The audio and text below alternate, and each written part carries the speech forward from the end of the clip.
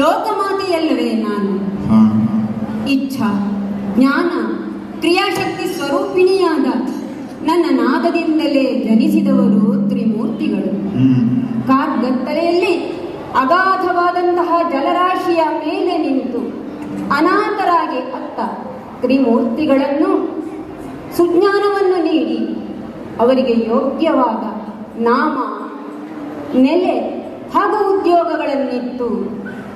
ಕಷ್ಟ ಬಂದಾಗ ನನ್ನನ್ನು ನಿಷ್ಠೆಯಿಂದ ಧ್ಯಾನಿಸಿದರೆ ನಾನು ನಿಮಗೆ ಒಲಿದು ನಿಮ್ಮ ಕಷ್ಟವನ್ನು ಪರಿಹರಿಸುತ್ತೇನೆ ಎಂಬುದಾಗಿ ಅಭಯವನ್ನಿತ್ತು ಅಂತರ್ಧಾನಳಾದವಳು. ಮುಂದೆ ಶ್ರೀಹರಿಯಿಂದ ಮೇದಿನಿ ನಿರ್ಮಾಣವಾಯಿತು.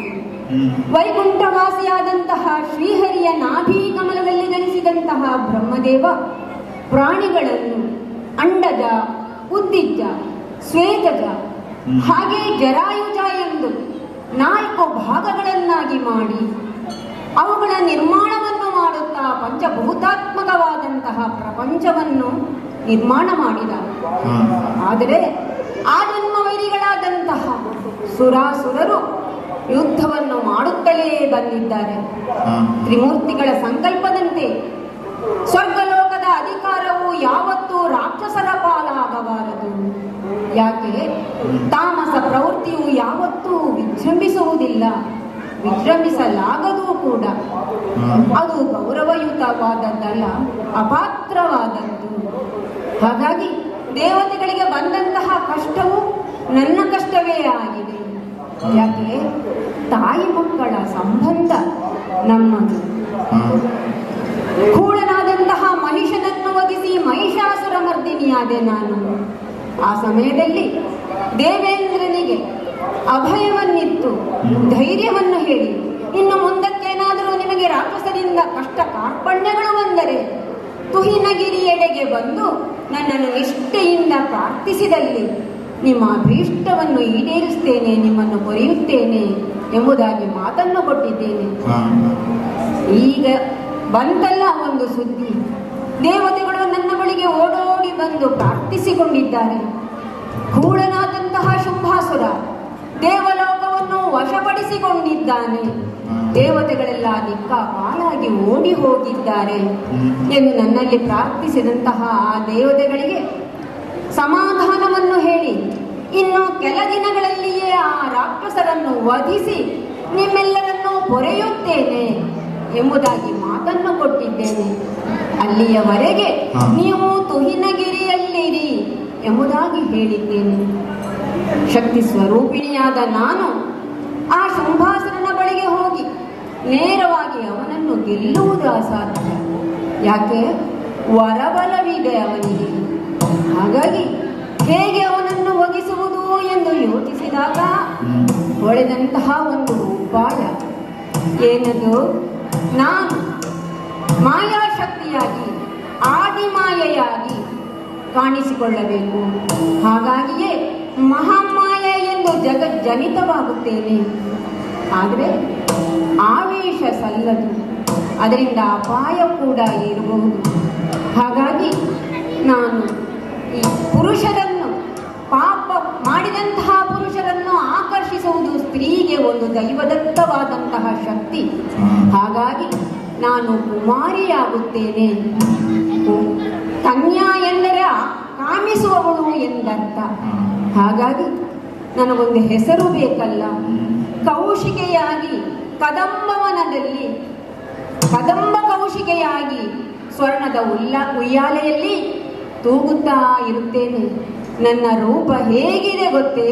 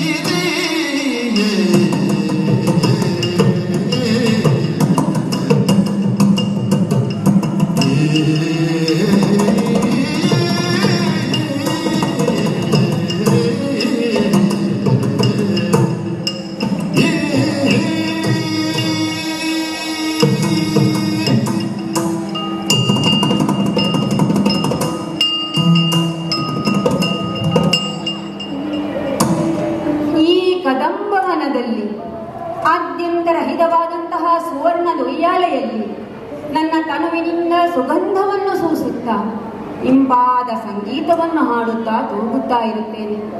ನನ್ನ ರೂಪ ಹೇಗಿದೆ ಎಂದರೆ ಇಡೀ ವಿಶ್ವದಲ್ಲಿಯೇ ಇಂತಹ ಸೌಂದರ್ಯ ಯಾರಿಗೂ ಇರಲಾರದು. ವಿಶಾಲವಾದಂತಹ ನೇತ್ರಗಳು, ಸಂಪಿಗೆಯ ಮೊಗ್ಗಿನಂತಹ ಮೂಗು, ತೊಂಡೆ ಹಣ್ಣಿನಂತಹ ತುಟಿ, ದಾಳಿಂಬೆ ಹಣ್ಣಿನ ಬೀಜಗಳಂತಹ ದಂತಪಂಕ್ತಿ, ಸಿಂಹದಂತಹ ನಡು, ಹಾಗೆಯೇ ನೃತ್ಯ ಭಂಗಿಯಲ್ಲಿರುವಂತಹ ಸುಂದರವಾದ ದೇಹ, ಸರ್ವಾಲಂಕಾರ ಭೂಷಿತೆಯಾಗಿ ಕೋಟಿ ಸೂರ್ಯರ ತೇಜದಿಂದ ಪ್ರಕಾಶಿಸುತ್ತಾ ಈ ಉಯ್ಯಾಲೆಯಲ್ಲಿ ತೂಗುತ್ತಾ ಇರುತ್ತೇನಂತೆ.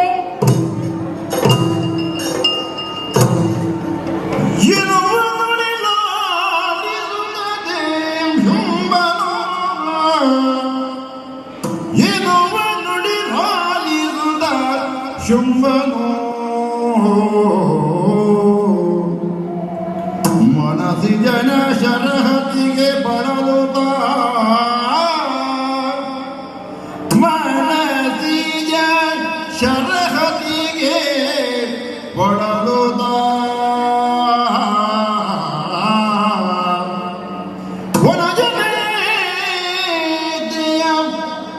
ವರಿಸದಿರೆ ನಿಂದಿರುವುದ ನಿಶ್ಚಯಿಸಿ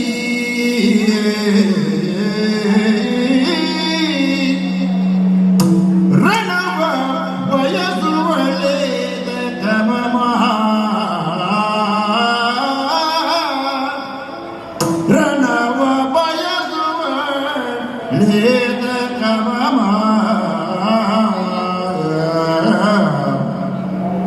ವನಿತೆಗಿದು ಅನುಚಿತವು ಸಾಮದಿ ಮನವ ಒಡಬಳಿನಂತೆ ಸುಗ್ರೀವನನ್ನು ಕರೆದೆಂದ ಸುಗ್ರೀವನನ್ನು ಕರೆದೆಂದ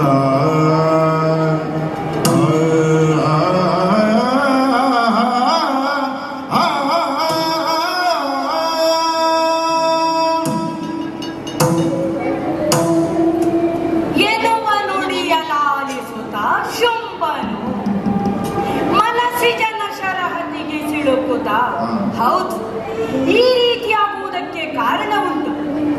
ಎಂದಿನಂತೆಯೇ ಇಂದು ಕೂಡ ಬ್ರಾಹ್ಮಿ ಮುಹೂರ್ತಕ್ಕೆ ಎದ್ದಂತಹ ನಾನು ನಿತ್ಯ ಕರ್ಮಾನುಷ್ಠಾನಗಳನ್ನ ಮುಗಿಸಿ ನಮ್ಮ ದೇವನಾದಂತಹ ಪರಮೇಶ್ವರನನ್ನ ಧ್ಯಾನಿಸಿ ಶೋಣಿತಾಪುರದ ಓಲಗ ಸಭಾಸ್ಥಾನವನ್ನು ಸೇರಿಕೊಂಡಿದ್ದೇನೆ. ನಮ್ಮ ಈ ಕರ್ಪೂರಾನ್ವಯದ ಸಭೆಯನ್ನು ಅದೆಷ್ಟು ವೀರರು ಆಳಿದ್ದಾರೆ, ವಂಶವನ್ನು ಕಟ್ಟಿ ಬೆಳೆಸಿದ್ದಾರೆ. ಆದರೂ ಶಾಶ್ವತವಾಗಿ ಅವರು ಉಳಿಯುವುದಕ್ಕೆ ಸಾಧ್ಯವಾಗಲಿಲ್ಲ. ಹಾಗಿದ್ದರೆ ಶಾಶ್ವತವಾದಂತಹ ಒಂದು ಸಾಮ್ರಾಜ್ಯವನ್ನು ನಿರ್ಮಾಣ ಮಾಡಬೇಕು ಎನ್ನುವಂತಹ ಸಂದರ್ಭದಲ್ಲೇ ಶೋಣಿತಾಪುರದಲ್ಲಿ ಹುಟ್ಟಿದವನು ಈ ಶುಂಭಾಸುರ. ಆ ಹೊತ್ತಿಗೆ ನಮ್ಮವರೆಲ್ಲ ಹೇಳಿದ್ದು ಶುಂಭಾಖ್ಯನಿಗೆ ಜಯವಾಗಲಿ. ಇಲ್ಲಿ ನಾನು ಆಲೋಚನೆ ಮಾಡಬೇಕಾದ್ದು, ಯಾರಿಗೂ ಉಳಿಸುವುದಕ್ಕೆ ಸಾಧ್ಯವಾಗದಂತಹ ಸಾಮ್ರಾಜ್ಯವನ್ನು ನಾನು ಸ್ಥಾಪನೆ ಮಾಡಬೇಕು. ಹಾಗಾಗಿಯೇ ಅಳಿದುಳಿದಂತಹ ನಮ್ಮ ರಾಕ್ಷಸ ವೀರರನ್ನೆಲ್ಲ ಒಟ್ಟು ಸೇರಿಸಿದ್ದೇನೆ.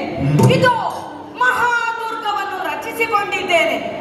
ನೋಡಬಾರದೆ ನಮ್ಮ ಸಭೆಯನ್ನೊಮ್ಮೆ ಬಂಧು ಮಿತ್ರರು, ಸಹಾಯಕ್ಕೆ ಬರುವಂತಹ ಪ್ರಜಾವರ್ಗ, ಸಲಹೆ ಸೂಚನೆಗಳನ್ನು ಕೊಡುವಂತಹ ಮಂತ್ರಿ ಸೇನಾಧಿಪತಿಗಳು, ಇವರೆಲ್ಲರೂ ಸೇರಿರುವಂತಹ ಈ ಸಭೆಯಲ್ಲಿ ನಮ್ಮ ನಾಯಕತ್ವ ಹೇಗುಂಟು ಇದೆಲ್ಲವನ್ನು ತಿಳಿಯಬೇಕು. ಇದೆಲ್ಲವನ್ನು ತಿಳಿಯುವುದಕ್ಕೆ ಮುಂಚಿತವಾಗಿ ನಾವು ದಿಗ್ವಿಜಯವನ್ನು ಸಾಧಿಸಬೇಕು. ಈ ಆಲೋಚನೆಯನ್ನು ಮಾಡುತ್ತಿರುವಂತಹ ಸಂದರ್ಭದಲ್ಲಿ ನಮ್ಮವ್ವೆಯಾದಂತಹ ಧನುದೇವಿ ಹೇಳಿದ್ದು ಏನು? ದಿಗ್ವಿಜಯವನ್ನು ಸಾಧಿಸುವುದಕ್ಕೆ ಮುಂಚಿತವಾಗಿ ಬೇಕಾದಂತಹ ವರಬಲದ ಅಗತ್ಯ ಇದೆ. ಅಮ್ಮನ ಮಾತನ್ನು ಕೇಳಿಸಿಕೊಂಡಂತಹ ನಾವು ದಂಡಕಾರಣ್ಯವನ್ನು ಸೇರಿಕೊಂಡೆವು. ವಿಧಾತನನ್ನು ತಪಸ್ಸಿನ ಮೂಲಕವಾಗಿ ಒಲಿಸಿಕೊಂಡು ಬೇಕಾದಂತಹ ವರಗಳನ್ನು ಪಡೆದುಕೊಂಡಿದ್ದೇವೆ. ಧರೆಯಲ್ಲಿರತಕ್ಕಂತಹ ಯೋನಿಜರಿಂದ 3 ಮೂರ್ತಿಗಳಿಂದಲೂ ಮರಣವೇ ಬಾರದಂತಹ ವರವನ್ನು ಪಡೆದು ವಿಜೃಂಭಿಸುತ್ತಿರುವವನು ಈ ಶುಂಭಾಸುರ. ಹೌದು, ಸ್ವರ್ಗ ಮರ್ತ್ಯ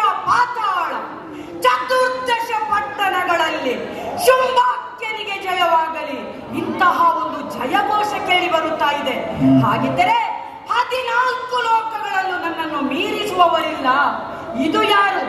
ನಮ್ಮ ಸಭೆಯಲ್ಲಿ ಹೇಳುತ್ತಿರುವಂತಹ ವಿಚಾರ. ಆದರೆ 14 ಲೋಕಗಳಲ್ಲಿ ಸುತ್ತಿ ಬಂದು ಏನು ವಿಚಾರಗಳು ಬರುತ್ತಾ ಇದೆ ಇದನ್ನು ಕೇಳುವಂತಹ ಕುತೂಹಲದಿಂದ ನಮ್ಮವರೇ ಇದ್ದಾರಲ್ಲ ಚಂಡಮುಂಡರು, ನಮ್ಮ ಮಂತ್ರಿಗಳು, ಜೊತೆಗೆ ನನ್ನ ತಮ್ಮಂದಿರು, ಅವರನ್ನೇ ಕಳಿಸುವುದಕ್ಕೆ ಕಾರಣ ಎರಡುಂಟು. ಮನೋವೇಗದಿಂದ ಚಲಿಸಬಲ್ಲವರು ಚಂಡಮುಂಡರು 3 ಲೋಕಗಳನ್ನು ಸುತ್ತಿ ಬಂದು ಹೇಳುವುದಕ್ಕೆ ಸಾಧ್ಯ ಉಂಟು. ಅದೇ ರೀತಿಯಲ್ಲಿ ಅವರ ಕೈಯಲ್ಲಿರತಕ್ಕಂತಹ ಗದಾದಂಡ ಇದು ಇರುವವರೆಗೆ ಅವರನ್ನು ಸೋಲಿಸುವುದಕ್ಕೆ ಯಾರಿಂದಲೂ ಸಾಧ್ಯವಿಲ್ಲ. ಅಖಂಡ ಬ್ರಹ್ಮಚಾರಿಗಳಾದಂತಹ ಚಂಡಮುಂಡರು ಊರನ್ನು ಸುತ್ತಿ ಇಲ್ಲಿ ಬಂದು ಹೇಳಿದಂತಹ ಚಿತ್ತಾಕರ್ಷಕವಾದಂತಹ ಸುದ್ದಿಯಾದರೂ ಏನು? ನಾಯಕತ್ವದ ಬಗ್ಗೆ ಯಾರದೇ ತೊಡಕಿಲ್ಲ. ಆಡಳಿತವೆಂದರೆ ಶುಂಭಾಸುರನದ್ದು. ಇನ್ನು ಓಡಿ ಹೋಗಿದ್ದಾರಲ್ಲ ದೇವತೆಗಳು, ಎಲ್ಲಿಯೂ ಕಾಣಸಿಗಲಿಲ್ಲಂತೆ. ಆದರೂ ವಿಶೇಷವಾದಂತಹ ಒಂದು ಸುದ್ದಿಯನ್ನು ತಂದು ಹೇಳಿದರಲ್ಲ, ನಮ್ಮದೇ ತುಹಿನಾದ್ರಿಯ ಕಪ್ಪಲು ಕದಂಬವನದಲ್ಲಿ ಸ್ವರ್ಣ ದುಯ್ಯಾಲೆಯಲ್ಲಿ ಸಂಗೀತವನ್ನು ಪಾಡುತ್ತಾ ಒಬ್ಬ ಹೆಣ್ಣು ಮಗಳು ಸಂಗೀತವನ್ನು ಹಾಡುವುದರ ಜೊತೆಗೆ ಎಲ್ಲರನ್ನು ತನ್ನತ್ತ ಆಕರ್ಷಿಸುತ್ತಾ ಇದ್ದಾಳೆ. ಅಂತಹ ತ್ರಿಪುರ ಸುಂದರಿಯನ್ನು ತ್ರಿಲೋಕದೊಡೆಯನಾದಂತಹ ನೀನು ವರಿಸಬೇಕು. ಈ ಹೊತ್ತಿನಲ್ಲಿ ಆ ವನಜ ನೇತ್ರಯ ನಾನು ವರಿಸಬೇಕು. ಮನಸ್ಸಾಗುತ್ತಾ ಇದೆ. ಆದರೆ ಬಯಸಿದರಂತೆ ಆಕೆ ದುರವನು. ಆಲೋಚಿಸ್ತಾ ಇರುವಂತದ್ದು ನಾನು ಕದಂಬವನಕ್ಕೆ ಹೋಗಿ ಕುಳಿತಿರುವಂತಹ ಹೆಣ್ಣನ್ನು ಸೋಲಿಸಿ ಮದುವೆಗೆ ಒಪ್ಪಿಸುವುದು ಸರಿಯೇ? ಖಂಡಿತವಾಗಿಯೂ ಸರಿಯಲ್ಲ. ಹಾಗಿದ್ದರೆ ಆಕೆಯನ್ನು ಸಾನುರಾಗದಿ ಕರೆತರಬೇಕು. ಯಾರಲ್ಲಿ ವಿಚಾರವನ್ನು ಹೇಳುವುದು ಎಂದು ಯೋಚಿಸುತ್ತಿರುವಂತಹ ಸಂದರ್ಭದಲ್ಲಿ ಮನಸ್ಸಿಗೆ ಬಂದದ್ದು ಇದ್ದಾನಲ್ಲ ನಮ್ಮವನೇ ಸುಗ್ರೀವ. ಹಿತಾಮಿತ ಮಾತುಗಳನ್ನು ಆಡುವವನು, ವಯೋವೃದ್ಧನೂ ಆಗಿರತಕ್ಕಂತ ಆತ ಆ ಹೆಣ್ಣಿನ ಬಳಿಗೆ ಹೋಗಿ ನನ್ನ ವಿಚಾರವಾಗಿ ಹೇಳಿ ಆಕೆಯನ್ನು ಕರೆತರುವುದಕ್ಕೆ ಈತ ಸೂಕ್ತ. ಹಾಗಾಗಿ ಎಲ್ಲಿ ಸುಗ್ರೀವ ಬರ ಹೇಳಿ ಆತನನ್ನು. ಸುಗ್ರೀವ ಕೇಳಯ್ಯ ಸುಗ್ರೀವ ಕೇಳುವುದಯನೆ ಸಚಿವ.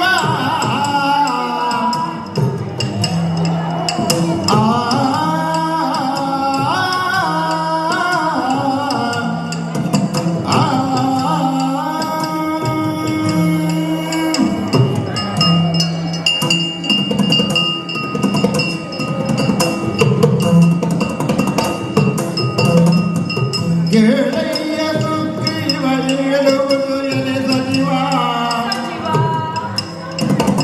ಜಾನವಲ್ಲಿನ ಮಾತಿರನು ಕೇಳಿದನು ನಾವೆಲ್ಲ ಕದಂಬವನದೊಳಗೆ. ಕದಂಬವನದೊಳಗೆ ಕೇಳಿದನು ನಾವೆಲ್ಲ ಕದಂಬವನದೊಳಗೆ. ಬಾಲಯೋರುಳು ಉಯ್ಯಾಲೆಯಾಡುವಳು. ಕೇಳಯ್ಯ ಸುಗ್ರೀವ.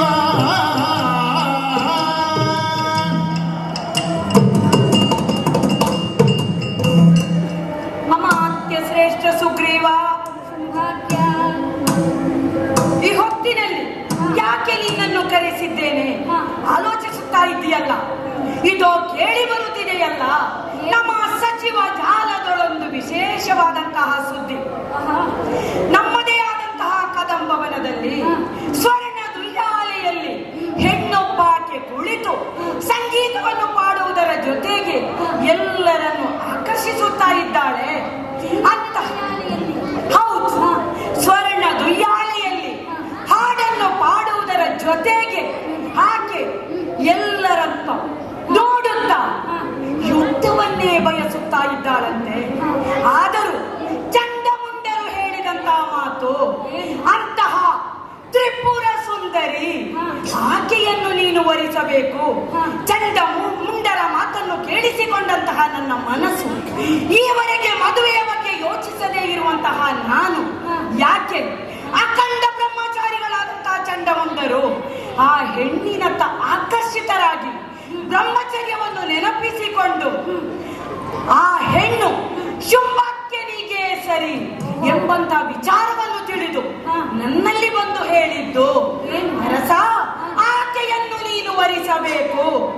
ಆ ಮಾತುಗಳನ್ನು ಕೇಳಿಸಿಕೊಂಡಂತ ಈ ಶುಂಭಾಕ್ಯನಿಗೆ ಕೂತಲ್ಲಿ ಕೂರುವುದಕ್ಕೆ, ನಿಂತಲ್ಲಿ ನಿಲ್ಲುವುದಕ್ಕೆ ಅಸಾಧ್ಯವಾಗಿದೆ. ಆ ಹೆಣ್ಣನ್ನು ಕರೆತರಬೇಕು. ಹಾಗಾಗಿ ನಾನೇ ಹೋಗಿ ತರುವುದು ಸರಿಯಲ್ಲ. ಯಾಕೆ? ಸಾನು ರಾಗದಿ ಆಕೆಯನ್ನು ಒಪ್ಪಿಸಿ ಮಧುವಣಗಿತ್ತಿಯ ತರ ಓಲಗ ಸಮೇತವಾಗಿ ಶೋಣಿತಾಪುರಕ್ಕೆ ಕರೆತರಬೇಕು. ಅದಕ್ಕೆ ಸೂಕ್ತವಾದಂತ ವ್ಯಕ್ತಿ ನೀನು. ಹಾಗಾಗಿ ಈಗಿಂದೀಗಲೇ ಕದಂಬವನಕ್ಕೆ ಹೋಗಿ ಆ ಹೆಣ್ಣನ್ನು, ಈ ಶುಂಭಾಸುರನ ವಿಚಾರವನ್ನು ಆಕೆಯಲ್ಲಿ ಅರುಹಿ ಆಕೆಯನ್ನು ಒಪ್ಪಿಸಿ ಸಾನು ರಾಗದಿ ಕರೆದು ತರಬೇಕು. ಕರೆದು ತರುವೆಯಾ ಸುಗ್ರೀವ? ಕದಂಬವನಕ್ಕೆ ತೆರಳಿ ಆ ಹೆಣ್ಣನ್ನು ನಾನು ತರಬೇಕು. ನನ್ನ ಜೊತೆಗೆ ಮದುವೆಯನ್ನು ಮಾಡಿಸಬೇಕು. ಒಡೆಯ ಶುಂಭನ ಜಯಲೈದೆ ಮೆರೆವ ಕದಂಬವನವನೇ ಹೋಗುತ್ತ ಶುಂಭನ ಜಯಲೈದೆ ಮೆರೆವ ಕದಂಬವನವನೇ ಹೋಗುತ್ತ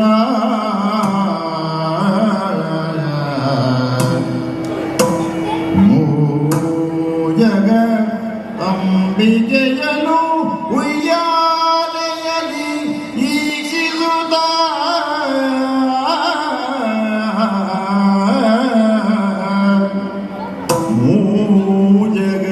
ಜಗದಂಬಿಕೆಯನು ಉಯ್ಯಾಲೆಯಲ್ಲಿ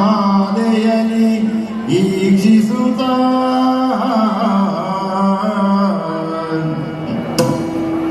ಮನದೊಳಗೆ ಹಂಬಲಿಸಿದನು ಶಿವ ಶಿವ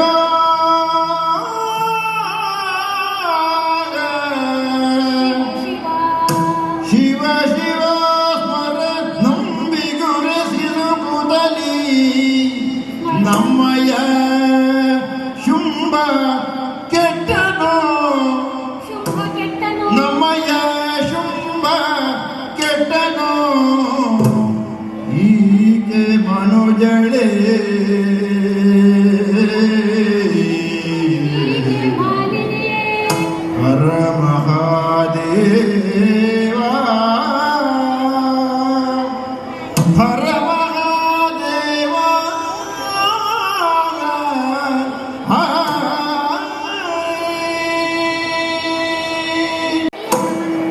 ಶುಂಭನಾಜ್ಞೆ ಎಂಬುದನ್ನು ಆಧರಿಸಿ ಹೊರಟು ಬಂದವನಿದ್ದೇನೆ. ಹೆಚ್ಚು ವಿಮರ್ಶೆ ಮಾಡಲಿಕ್ಕೆ ಹೋಗಲಿಲ್ಲ. ಯಾಕೆ? ವಯೋವೃದ್ಧನೂ ಜ್ಞಾನವೃದ್ಧನೂ ಆದಂತಹ ನೀನು ಕದಂಬವನಕ್ಕೆ ಹೋಗಿ ಅವಳಲ್ಲಿ ಮಾತನಾಡಿ ಅವಳನ್ನು ಕರೆತರಬೇಕು ಅಂದರೆ ಹಿರಿಯನಾದಂತಹ ನನ್ನ ಮಾತಿಗೆ ಮನ್ನಣೆಯನ್ನು ಕೊಟ್ಟು ನನ್ನ ಮಾತನ್ನು ಕೇಳಿ ಅವಳು ಬರಬಹುದು ಎಂಬ ದೂರಾಲೋಚನೆ ಶುಂಭನದ್ದಿರಬೇಕು.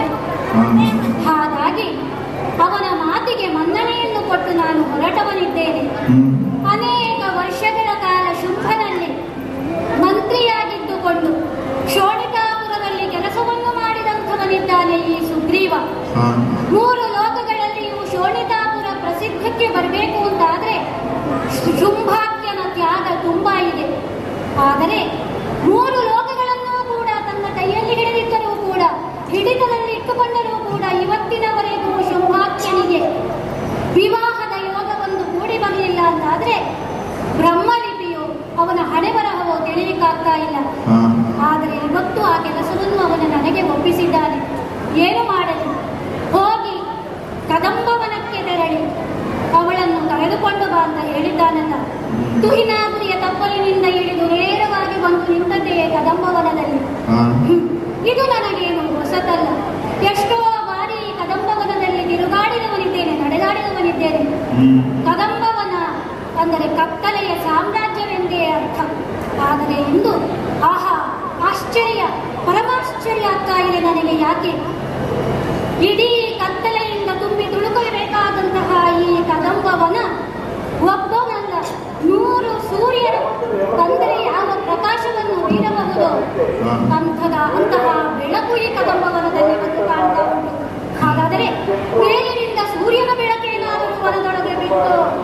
ಯೋಚಿಸಿದ್ರೆ ಖಂಡಿತ ಸಾಧ್ಯವಿಲ್ಲ. ಯಾಕೆ? ಬೃಹದಾಕಾರವಾಗಿ ಬೆಳೆದು ನಿಂತಹ ಹೆಮ್ಮರಗಳ ರೆಂಬೆ ಕೊಂಬೆಗಳೆಲ್ಲ ಮೇಲಕ್ಕೆ ಪಸರಿಸಿ ಚಪ್ಪರದ ಹಾಗೆ ಹರಡಿಕೊಂಡಿದೆ. ಸೂರ್ಯನ ಬೆಳಕು ಬಿಡಿ ಒಂದು ಕಿರಣವೂ ಈ ವನದೊಳಗೆ ಬರಲಿಕ್ಕೆ ಸಾಧ್ಯವಿಲ್ಲ. ಆದರೆ ಇವತ್ತು ಈ ಬೆಳಕಿನ ಮಹತ್ವ ಮಾತ್ರ ನಾನು ಹೇಳ್ತಾ ಇರುವುದಲ್ಲ. ಇಲ್ಲಿಯ ಪರಿಸರವನ್ನು ಗಮನಿಸಿದ್ರೆ ಭದ್ರ ವೈರಿಗಳಾಗಿದ್ದಂತಹ ಹುಲಿದನ ಒಂದೇ ಕಡೆ ಮೇಯ್ತಾ ಇದೆ, ಹಾವು ಮುಂಗುಸಿ ಒಂದೇ ಕಡೆ ಸರಸವಾಡ್ತಾ ಇದೆ, ಕೋಗಿಲೆ ಕಾಗೆಗಳು ಒಂದೇ ಕಡೆ ಬದುಕ್ತಾ ಇವೆ ಅಂತಾದ್ರೆ ಏನೋ ಒಂದು ವಿಶೇಷತೆ ಇದೆ ಇಲ್ಲಿ ಎಂದೇ ಅರ್ಥ. ಯಾವುದೋ ಒಂದು ದೈವಿಕ ಸಾನ್ನಿಧ್ಯ ಇಲ್ಲಿ ತುಂಬಿಕೊಂಡಿದೆ. ವಿರೋಧವನ್ನು ಮರೆಸುವಂತಹ, ಸಹಬಾಳ್ವೆಯನ್ನು ಬಾಳುವಂತಹ ದಾರಿಯನ್ನು ನಮಗೆ ತೋರಿಸ್ತಾ ಇದೆ. ಹಾಗೆಯೇ ದಾಟುತ್ತಾ ದಾಟುತ್ತಾ ನಾನು ಮುಂದಕ್ಕೆ ಬಂದರೆ ಆಹಾ, ತ್ರೈಜಗದೊಡತಿಯ ಲಾವಣ್ಯ. ಇದು ಅಂತಿಂಥ ಲಾವಣ್ಯವಲ್ಲ. ಆಕಾಶದಿಂದಲೇ ಇಳಿದುಪಟ್ಟು ಬಿದ್ದಂತಹ ಆದಿ ಮಧ್ಯ ಅಂತ್ಯಗಳೇ ಇಲ್ಲದಂತಹ ಉಯ್ಯಾಲೆಯಲ್ಲಿ ಆ ಕಡೆ ಈ ಕಡೆ ತೂಗುತ್ತಿರುವಂತಹ ಲಾವಣ್ಯ. ಈ ಲಾವಣ್ಯ ಆರಾಧಕ ಸೌಂದರ್ಯದ ಲಾವಣ್ಯ. ಇವಳನ್ನು ಕಂಡೊಡನೆಯೇ ನನ್ನ ಕೈಗಳೆರಡು ಜೋಡಿಸಲ್ಪಟ್ಟವು, ನಡು ಬಾಗಿತು. ಮಾತ್ರವಲ್ಲ, ಇವಳ ಕಂಠದಿಂದ ಗಾಯನವನ್ನು ಕೂಡ ನಾನು ಕೇಳ್ತಾ ಇದ್ದೇನೆ. ತ್ರೈಜಗದೊಡತಿಯ ಲಾವಣ್ಯವನ್ನು ನೆರೆ ಕಂಡೆ. ಇವಳ ಮುಖದಲ್ಲಿ ಮಾತ್ರವಲ್ಲ, ಇಡೀ ವನದಲ್ಲೇ ಇವಳ ಲಾವಣ್ಯ ನೆರೆದಿದೆ. ಇಂತಹ ಲಾವಣ್ಯವತಿಯನ್ನು ನಮ್ಮ ಶುಂಭ ಬಯಸಿದನೇ, ಬಯಸಿ ಕೆಟ್ಟನೆ, 3 ಲೋಕದ ಒಡೆಯನಾಗಿ ಅಂತ ಎನಿಸಿಕೊಂಡಂತಹ ಶುಂಭ ಇವಳನ್ನು ಬಯಸಿದನೇ. ಶಿವ ಶಿವ, ಇವಳು ಮಾನಿನಿಯೇ. ಸಿಕ್ಕುವಳೆ ದಾನವಗೆ, ಇವಳು ಸಿಕ್ಕುವಳೆ, ಸಿಕ್ಕಲು ತಕ್ಕುವಳೆ.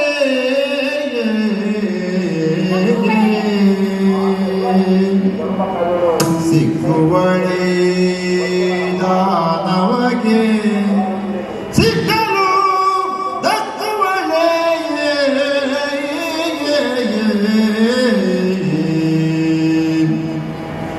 ಜಗವನು ತನ್ನಯ ಕುಕ್ಷಿಯೊಳಗಿರಿಸುತ್ತಾಗ,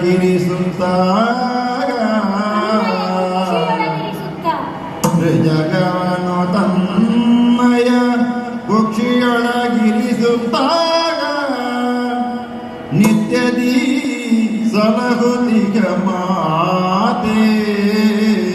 ನಮ್ಮನ್ನು ಸಲಹುವ ಮಾತೆ. ಮಕ್ಕಳಾಟಿಕೆಯಾಯ್ತು ನಮ್ಮದು, ಮಕ್ಕಳಾಟಿಕೆಯಾಯ್ತಲ್ಲ, ಮಕ್ಕಳಾಟಿಕೆಯಾಯ್ತು ನಮ್ಮದು. ರಕಸಾಮಯ ಅವಳಿಂದಿಗೆ, ರಕಸಾಮಯ ಹೊಳಿತು ಇಂದಿಗೆ. ಮಿಕ್ಕ ಮಾತೇನೊಡನಾಜ್ಞೆಯೋ ನಮಗೆ ಮಾನ್ಯವಳ. ಶುಂಭನಾಜ್ಞೆಯು ನಮಗೆ ಮಾನ್ಯ.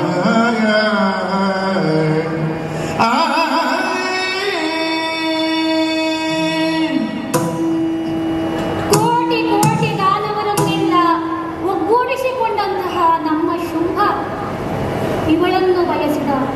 ಕದಂಬವನಕ್ಕೆ ಹೋಗಿ ಅವಳನ್ನು ಕರೆದುಕೊಂಡು ಬಾ ಅಂತ ಹೇಳಿದ. ತ್ರಿಜಗವನ್ನು ತನ್ನ ಕುಕ್ಷಿಯೊಳಗಿರಿಸಿದ್ದ. ಇವನನ್ನೇ ತನ್ನ ಹೊಟ್ಟೆಯೊಳಗಿಟ್ಟುಕೊಂಡಿದ್ದಾಳೆ ಇವಳು ಅಂತ ನಮ್ಮ ಶುಂಭ ಅರಿಯದಾಗನಲ್ಲ. ಮಕ್ಕಳ ಆಟಿಕೆಯಾಯಿತಲ್ಲ. ಶುಂಭ ತಾನು ಕೆಟ್ಟದ್ದು ಮಾತ್ರವಲ್ಲ, ಇಡೀ ದಾನವ ಕುಲವನ್ನೇ ಕೆಡಿಸಲಿಕ್ಕೆ ಹೊರಟಿದ್ದಾನಲ್ಲ. ಈ ಶುಂಭಾಖ್ಯ ಇವಳನ್ನು ಬಯಸಿದನೆ. ಬಯಸಿದರೂ ಸಿಕ್ಕುವಳೆ, ಸಿಕ್ಕಿದರೂ ದಕ್ಕುವಳೆ. ಖಂಡಿತ ಸಾಧ್ಯವಿಲ್ಲ.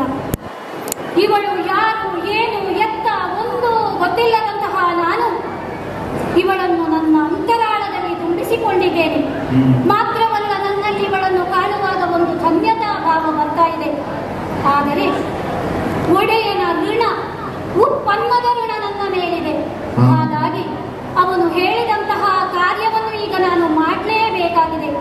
ಅವಳ ಬಳಿಗೆ ತೆರಳಬೇಕಾಗಿದೆ. ಅವಳಲ್ಲಿ ನಾನು ಮಾತಾಡಬೇಕಾಗಿದೆ. ಅಮ್ಮ ಜನನಿ, ಜನನಿ ಪಿನ್ನ ಬಗೆಡು ಕರುಣ ತೊಡೆ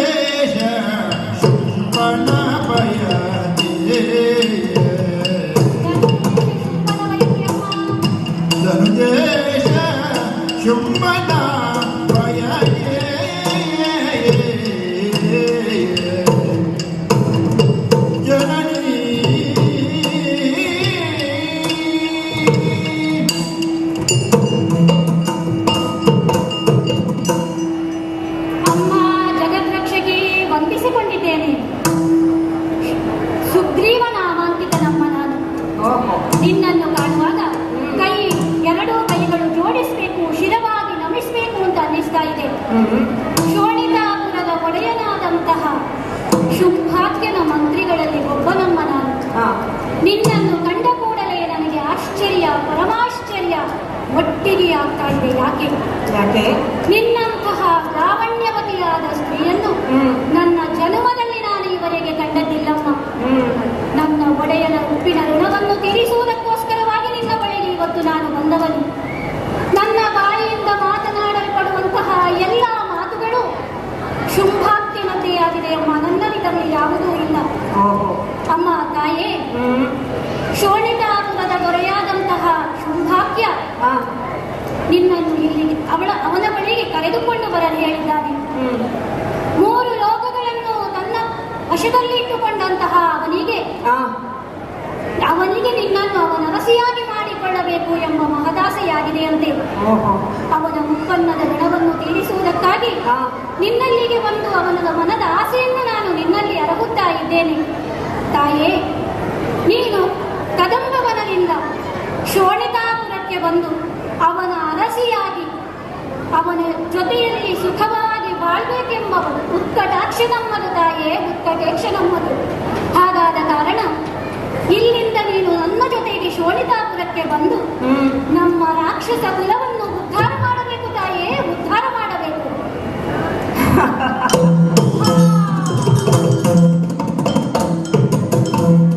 ನನ್ನ ಒಂದು ನಗುವಿನಿಂದ ಆ ಸುಗ್ರೀವ ಮರಣವನ್ನಪ್ಪಿದ.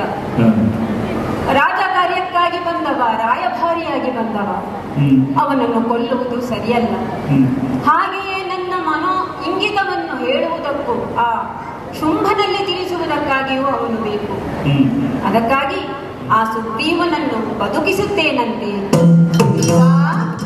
ಏಳಯ್ಯ ಏಳು, ಬೆದರದಿರು.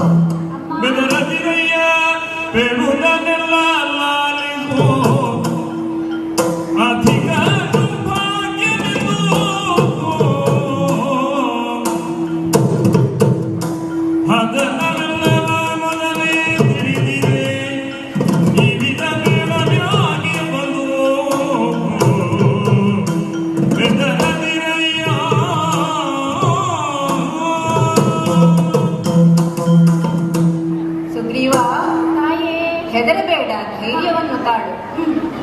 ಆ ಶುಂಭಾಸುರ ನನ್ನನ್ನು ಕರೆತರುವುದಕ್ಕಾಗಿ ನಿನ್ನನ್ನು ಕಳುಹಿಸಿದ್ದಾನೆ. ಆದರೆ ನಾನೀಗ ನಿನ್ನಲ್ಲಿ ಒಂದು ಸ್ಪಷ್ಟವಾದ ಮಾತನ್ನು ಹೇಳುತ್ತೇನೆ. ಏನು? ನನ್ನ ವಿವಾಹಕ್ಕೆ ಒಂದು ಪಣ ಉಂಟು. ವಿಕ್ರಮವೇ ಪಣ. ಕತ್ತಿಯ ಮೊನೆಯಲ್ಲಿ ನಾನು ಪಣವನ್ನಿರಿಸಿದ್ದೇನೆ. ಯಾರು ನನ್ನನ್ನು ಕಾಳಗದಲ್ಲಿ ಜಯಿಸುತ್ತಾರೋ ಅವರನ್ನೇ ನಾನು ಮದುವೆಯಾಗುವುದು. ಹೀಗೆ ಹೋಗಿ ನಿನ್ನ ಒಡೆಯನಾದಂತಹ ಶುಂಭಾಸುರನಲ್ಲಿ ಹೇಳು. ಅಮ್ಮ, ಅಪ್ಪಣೆ. ಶೋಣಿತಾಪುರದಡಿಗೆ ತೆರಳುತ್ತೇನಂತೆ. ಜಯ ಜಯ ಜಯ ಜಯ.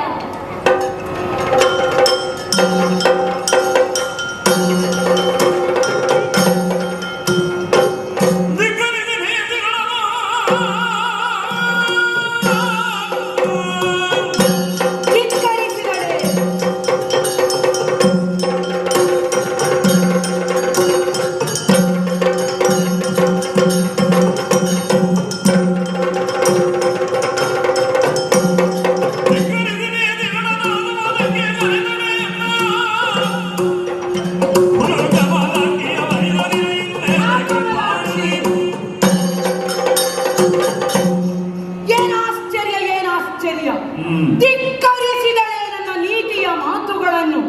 ಅಷ್ಟು ಮಾತ್ರವಲ್ಲ, ಸುಗ್ರೀವನ ಸಂಧಾನವನ್ನೇ ಮುರಿದಳಂತೆ. ಹಾಗಿದ್ದರೆ ಈ ಶುಂಭಾಕ್ಯನ ಜೊತೆಗೆ ದುರವನ್ನೇ ಬಯಸಿದ್ದಾಳೆ ಎಂದಾದರೆ ಈಕೆಯನ್ನು ಬಿಡುವುದಕ್ಕೆ ಸಾಧ್ಯವಿಲ್ಲ. ಕೊಬ್ಬಿದ ಈ ಹೆಣ್ಣಿಗೆ ಮದ್ದನ್ನು ಎರೆಯಲೇಬೇಕು. ಈಕೆಯನ್ನು ನಾನು ಒಲಿಸಲೇಬೇಕು. ಹಾಗಾಗಿ ಇನ್ನು ಕಾಯುವುದು ಸರಿಯಲ್ಲ. ಇದ್ದಾನಲ್ಲ ಇದಕ್ಕೆ ಸೂಕ್ತವಾದಂತಹ ವ್ಯಕ್ತಿ ಧೂಮ್ರಾಕ್ಷನನ್ನು ಬರ ಹೇಳಿ.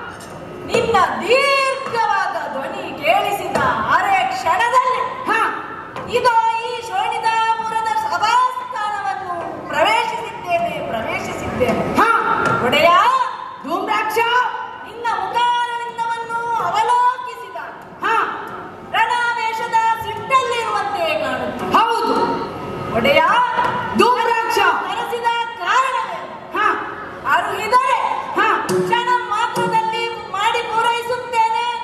ಧೂಮ್ರಾಕ್ಷ ಏನು ವಿಚಾರ ಎಂದು ಕೇಳುತ್ತಾ ಇದ್ದೀಯ? ನಮ್ಮದೇ ಆದಂತಹ ಕದಂಬವನದಲ್ಲಿ ಸ್ವರ್ಣ ದುಯಾಲೆಯಲ್ಲಿ ಕುಳಿತಿರುವಂತಹ ಒಬ್ಬ ಹೆಣ್ಣು, ಆಕೆಯನ್ನು ಕರೆತರುವುದಕ್ಕೋಸ್ಕರವಾಗಿ ಸುಗ್ರೀವನನ್ನು ಕಳುಹಿಸಿಕೊಟ್ಟೆ. ಆತನ ಸತ್ಕಾರವನ್ನೇ ಮುರಿದಿದ್ದಾಳಂತೆ. ಹಾಗಾಗಿ ನೀನೀಗಲೇ ಕದಂಬವನಕ್ಕೆ ಹೋಗಿ ಸೊಕ್ಕಿರುವಂತಹ ಹೆಣ್ಣನ್ನು ದರದರನೆ ಎಳೆದು ತಂದು ನನ್ನ ಪಾದಕ್ಕೆ ಒಪ್ಪಿಸಬೇಕು. ಈಗಿಂದೀಗಲೇ ಹೊರಡು. ಹ ಒಡೆಯ ದುರವನ್ನು ಬಯಸಿದರೆ ಹೌದು.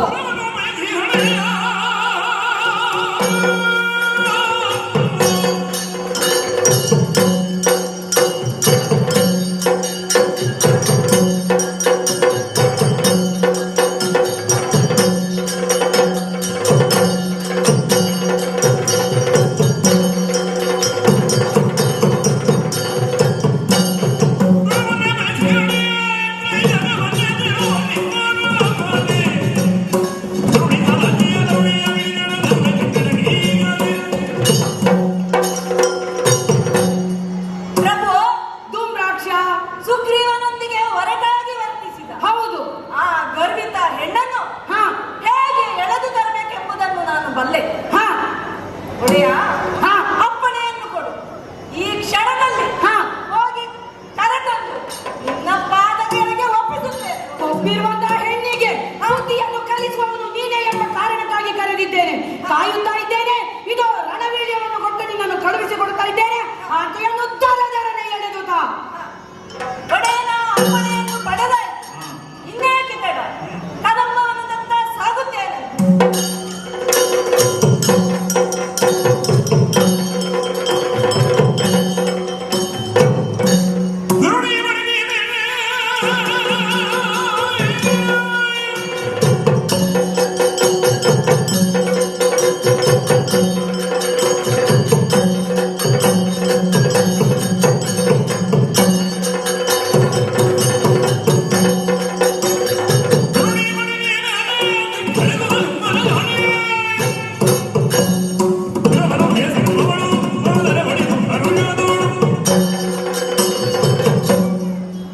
ಎಲ ಮದಗರ್ವಿತ ಹೆಣ್ಣೆ, ತ್ರಿಭುವನ ವೀರನಾದ ನಮ್ಮೊಡೆಯ ನಿನ್ನನ್ನು ಮದುವೆಯಾಗ ಬಯಸಿದರೆ ತಿರಸ್ಕರಿಸಿದೆಯ? ಅಂತಹ ನೀನು ಬರುವುದಿಲ್ಲವೆಂದು ತಿರಸ್ಕರಿಸಿದೆಯ? ಈಗಲೂ ಹೇಳುತ್ತಿದ್ದೇನೆ, ಇದು ಈ ಧೂಮ್ರಾಲೋಚನ ಬಂದಿದ್ದಾನೆ. ಒಲಿದು ಬಂದರೆ ಸರಿ, ನನ್ನ ರಥದಲ್ಲಿ ಕುಳ್ಳಿರಿಸಿ ಕರೆದೊಯ್ಯುತ್ತಾನೆ. ಇಲ್ಲವಾದರೆ ನಿನ್ನನ್ನು ಹೇಗೆ ಕರೆದೊಯ್ಯಬೇಕೆಂದು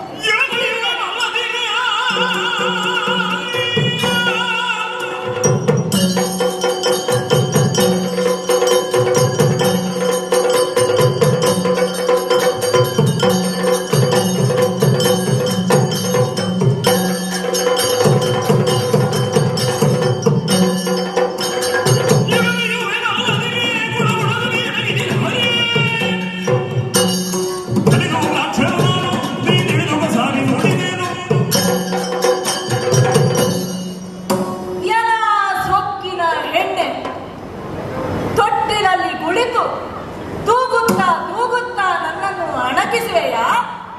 ಈ ವೀರಾದಿ ವೀರ ಧೂಮ್ರಾಕ್ಷನ ಬಗ್ಗೆ ನೀನೇನು ಬಲ್ಲೆ? ಮುನಿದು ನಿಂತರೆ ಶಂಭುವೇ ಬೆದರಿ ನಿಂತಾನು. ಒಲಿದು ಬಂದರೆ ಸರಿ, ಇಲ್ಲವಾದರೆ ನಿನ್ನ ಸಿರಿವನಿಗೆ ಕೈ ಎಳೆದೊಯ್ಯುತ್ತೇನೆ. ಬಾ ಬಾ.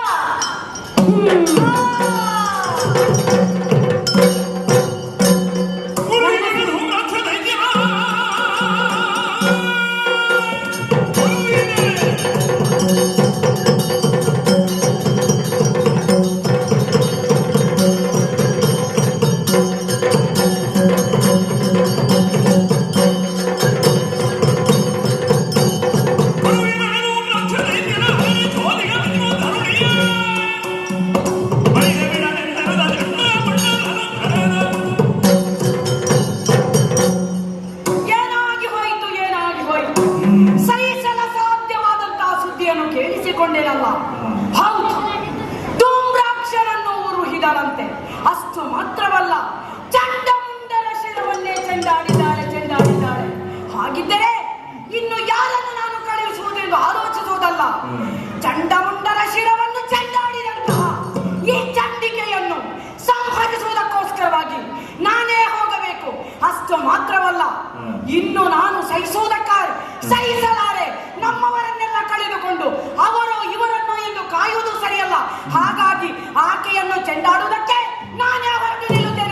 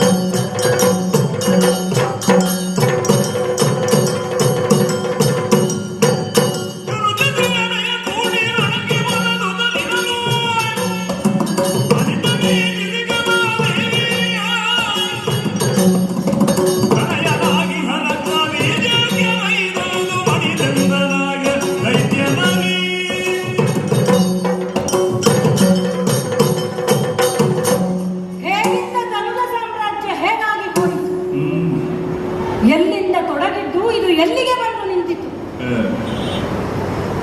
ಶುಂಭಾಕ್ಯನ ಈ ಹೆಸರಿನಡಿಯಲ್ಲಿ ಸಮಗ್ರವಾದಂತಹ ಧನುವಿನ ಸಾಮ್ರಾಜ್ಯವೇ ತಾರಾಜಮಾನವಾಗಿ ವಿಜೃಂಭಿಸುತ್ತಿದ್ದ ಕಾಲವಲ್ಲವೇ? ಆದರೆ ಈಗ ಅದು ಕನಸಾಗಿ ಹೋಯಿತು. ಅಂತಹ ವಿಜೃಂಭಣೆಯ ಈ ಧನುಜ ಸಾಮ್ರಾಜ್ಯ ದುಃಖದ ಮಡುವಿನಲ್ಲಿ ಈ ಕಾಲಕ್ಕೆ ಯಾಕೆ ಬಿತ್ತು? ಹಾಗಾದ್ರೆ ಆಶೆಯೇ ದುಃಖಕ್ಕೆ ಮೂಲ ಎನ್ನುವಂತಹ ಒಂದು ಲೋಕೋಕ್ತಿ ಏನುಂಟು, ಅದು ಈ ಕಾಲಕ್ಕೆ ಸತ್ಯವಾಗಿ ಹೋಯಿತಲ್ಲ. ಇಲ್ಲದೆ ಹೋದ್ರೆ ಹೆಣ್ಣು, ಹೊನ್ನು, ಮಣ್ಣು ಎನ್ನುವಂತಹ ಯಾವ 3 ವಿಧದ ಕಾಮಗಳುಂಟು, ಅದಕ್ಕೆ ಕಾಮಾತುರರಾಗಿ ಪ್ರವರ್ತಿಸಿದ್ದೇ ಹೌದಾದ್ರೆ ಕೊನೆಯಲ್ಲಿ ಆಗುವಂತಹ ಸ್ಥಿತಿ ಏನು ಎನ್ನುವುದನ್ನ ಈ ನಮ್ಮ ಪರಿಸ್ಥಿತಿಯನ್ನ ಕಂಡು ಪ್ರಪಂಚ ತಿಳಿಯುವ ಹಾಗಾಯಿತು. ಒಬ್ಬ ಆಕೆ ಹೆಣ್ಣು, ಅವಳನ್ನ ಕರೆತರುವುದಕ್ಕೆ ನಮ್ಮಿಂದ ಹೋದಂತಹ ಸಾಮ್ರಾಜ್ಯ ರಾಕ್ಷಸರಾದರೂ ಎಷ್ಟು? ಯಾರು ಹಿಂದೆ ಬಂದದ್ದಿಲ್ಲ ಜೀವಂತವಾಗಿ, ಒಬ್ಬರ ಹಿಂದೆ ಒಬ್ಬರ ಹಾಗೆ ಆಕರ್ಷಿಸಲ್ಪಟ್ಟು ಪ್ರತಿಯೊಬ್ಬರು ಅವಳನ್ನ ತರುವುದಕ್ಕಾಗಿ ತುಹಿನಾದ್ರಿಗೆ ಹೋದ್ರೆ ನಮ್ಮ ಧನುಜ ಸೇನೆ ಕಡಿಮೆಯಾಗುತ್ತಾ ಬಂದದ್ದು ಬಿಟ್ರೆ ಧನಾತ್ಮಕವಾದಂತಹ ಶುಂಭನ ಆಶೆ ಯಾವುದೂ ಈಡೇರಿದ್ದಿಲ್ಲ. ಹಾಗಾದ್ರೆ ಶಕ್ತಿಯಿಂದ, ಯುಕ್ತಿಯಿಂದ, ಭಕ್ತಿಯಿಂದ ಪೋಣಿಸಿದಂತಹ ಸಾಮ್ರಾಜ್ಯ ಇದು ನಮ್ಮದು. ಈ ಕಾಲಕ್ಕೆ ಕ್ಷುಲ್ಲಕವಾದಂತಹ ಒಂದು ಕಾರಣಕ್ಕಾಗಿ ನಶಿಸಿ ಹೋಗುವ ದಾರಿಯಲ್ಲಿ ಉಂಟು ಅಂತ ಗೊತ್ತಾದ ಮೇಲೂ ಕೂಡ ಸುಮ್ಮನಿರುವುದು ಸಾಧ್ಯವೇ? ಇಲ್ಲ. ಕಲಾದೇವಿಯ ಮಗನಾದಂತಹ ಕಲಿ ರಕ್ತಬೀಜ ಎನಿಸಿಕೊಂಡ ರಾಮ ಶುಂಭನಿಗೆ ಅಳಿಯನೂ ಹೌದು, ಅಮಾತ್ಯನೂ ಹೌದು. ಈ ಶೋಣಿತಾಪುರ ಸಾಮ್ರಾಜ್ಯದ ಋಣ ಉಂಟು ನನ್ನ ಮೇಲೆ, ನನಗೆ ಅಂತಾದ್ಮೇಲೆ ಆ ಋಣವನ್ನು ತೀರಿಸುವಂತಹ ಒಂದು ಅವಕಾಶ ಈಗಲೂ ಬಂದಿದೆ. ಎಲ್ಲಿಯೋ ಎಡವಿದ್ದಾನೆ ನಮ್ಮ ಒಡೆಯ. ಯಾವುದೋ ಒಂದು ಕೆಟ್ಟ ಮುಹೂರ್ತದಲ್ಲಿ ಮಾಡಿದಂತಹ ನಿರ್ಧಾರ ಏನುಂಟು, ಈ ಕಾಲಕ್ಕೆ ನಮ್ಮ ಸಾಮ್ರಾಜ್ಯ ಅಳಿವಿನ ಹಂತಕ್ಕೆ ಬಂದು ಮುಟ್ಟಿದೆ ಅಂತಾದ್ರೆ ಅಳಿದುಳಿದ ಸಾಮ್ರಾಜ್ಯವನ್ನಾದರೂ ಉಳಿಸಿಕೊಳ್ಳುವಂತಹ ಒಂದು ದಾರಿ ಉಂಟು ಅಂತಾದ್ರೆ ಅದನ್ನ ತೋರಿಕೊಡಬೇಕಾದ್ದು ಈ ಕಾಲಕ್ಕೆ ನನ್ನ ಕರ್ತವ್ಯವೂ ಹೌದು. ಆದ್ದರಿಂದ ಹೆಚ್ಚು ಮಾತಿಲ್ಲ, ಹೆಚ್ಚು ಯೋಚಿಸುವುದಕ್ಕೂ ಇಲ್ಲ. ಕೇಳಿದ್ದೇನಲ್ಲ, ಧನುಷರಗಳನ್ನ ಹಿಡಿದುಕೊಂಡು ಬೇಕಾದಂತಹ ಆಯುಧಗಳನ್ನ ಪೋಣಿಸಿಕೊಂಡು ನಮ್ಮ ಸಾಮ್ರಾಟನೇ ಎತ್ತು ಯುದ್ಧಕ್ಕೆ ನಿಂತಿದ್ದಾನೆ, ತುಹಿನಾದ್ರಿಯ ಕಡೆಗೆ ಸಾಗುತ್ತಿದ್ದಾನೆ ಅಂತಾದ್ರೆ ಸುಮ್ಮನಿರುವುದಲ್ಲ, ರಕ್ತ ಬೀಜಾಕ್ಯನಾಗಿ ನಾನು ಮಾಡಬೇಕಾದ ಕರ್ತವ್ಯ ಉಂಟು. ಅಲ್ಲಿಗೆ ತೆರಳುತ್ತೇನೆ. ಯಾರು ರಕ್ತ ಬೀಜಾಕ್ಯ ಉದ್ದೇಶ ಕೇಳಬೇಕು. ಧನುಜೇಯ ಕೇಳನ್ನ ಮಾತ ಹೌದು ಒಡೆಯ. ಏತಾಗಿನಿ ತೋದಿ ಪ್ರಭಯಾದಿ ಮನದಲ್ಲಿ ವ್ಯರ್ಥ ವ್ಯರ್ಥವಲ್ವೇ ಇದು? ಆ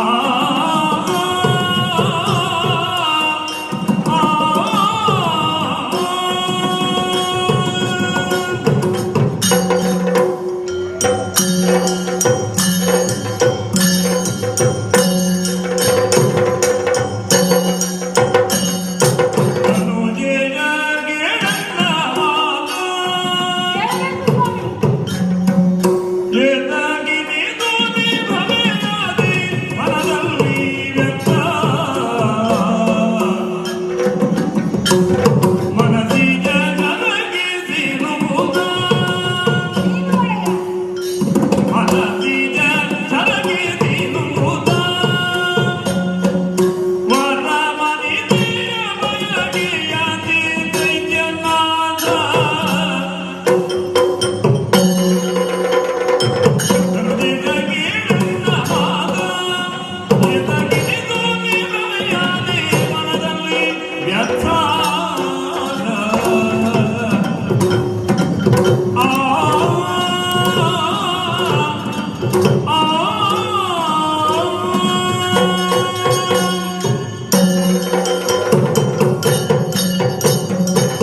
ಪ್ರಭು ರಕ್ತಬೀಜಾಖ್ಯ ನಿಮ್ಮ ತಂದೆಯ ಮಗನು. ಹೌದು, ಸಂಬಂಧದಲ್ಲಿ ಅಳಿಯನೂ ಹೌದು, ಸೋದರ ಅಳಿಯ.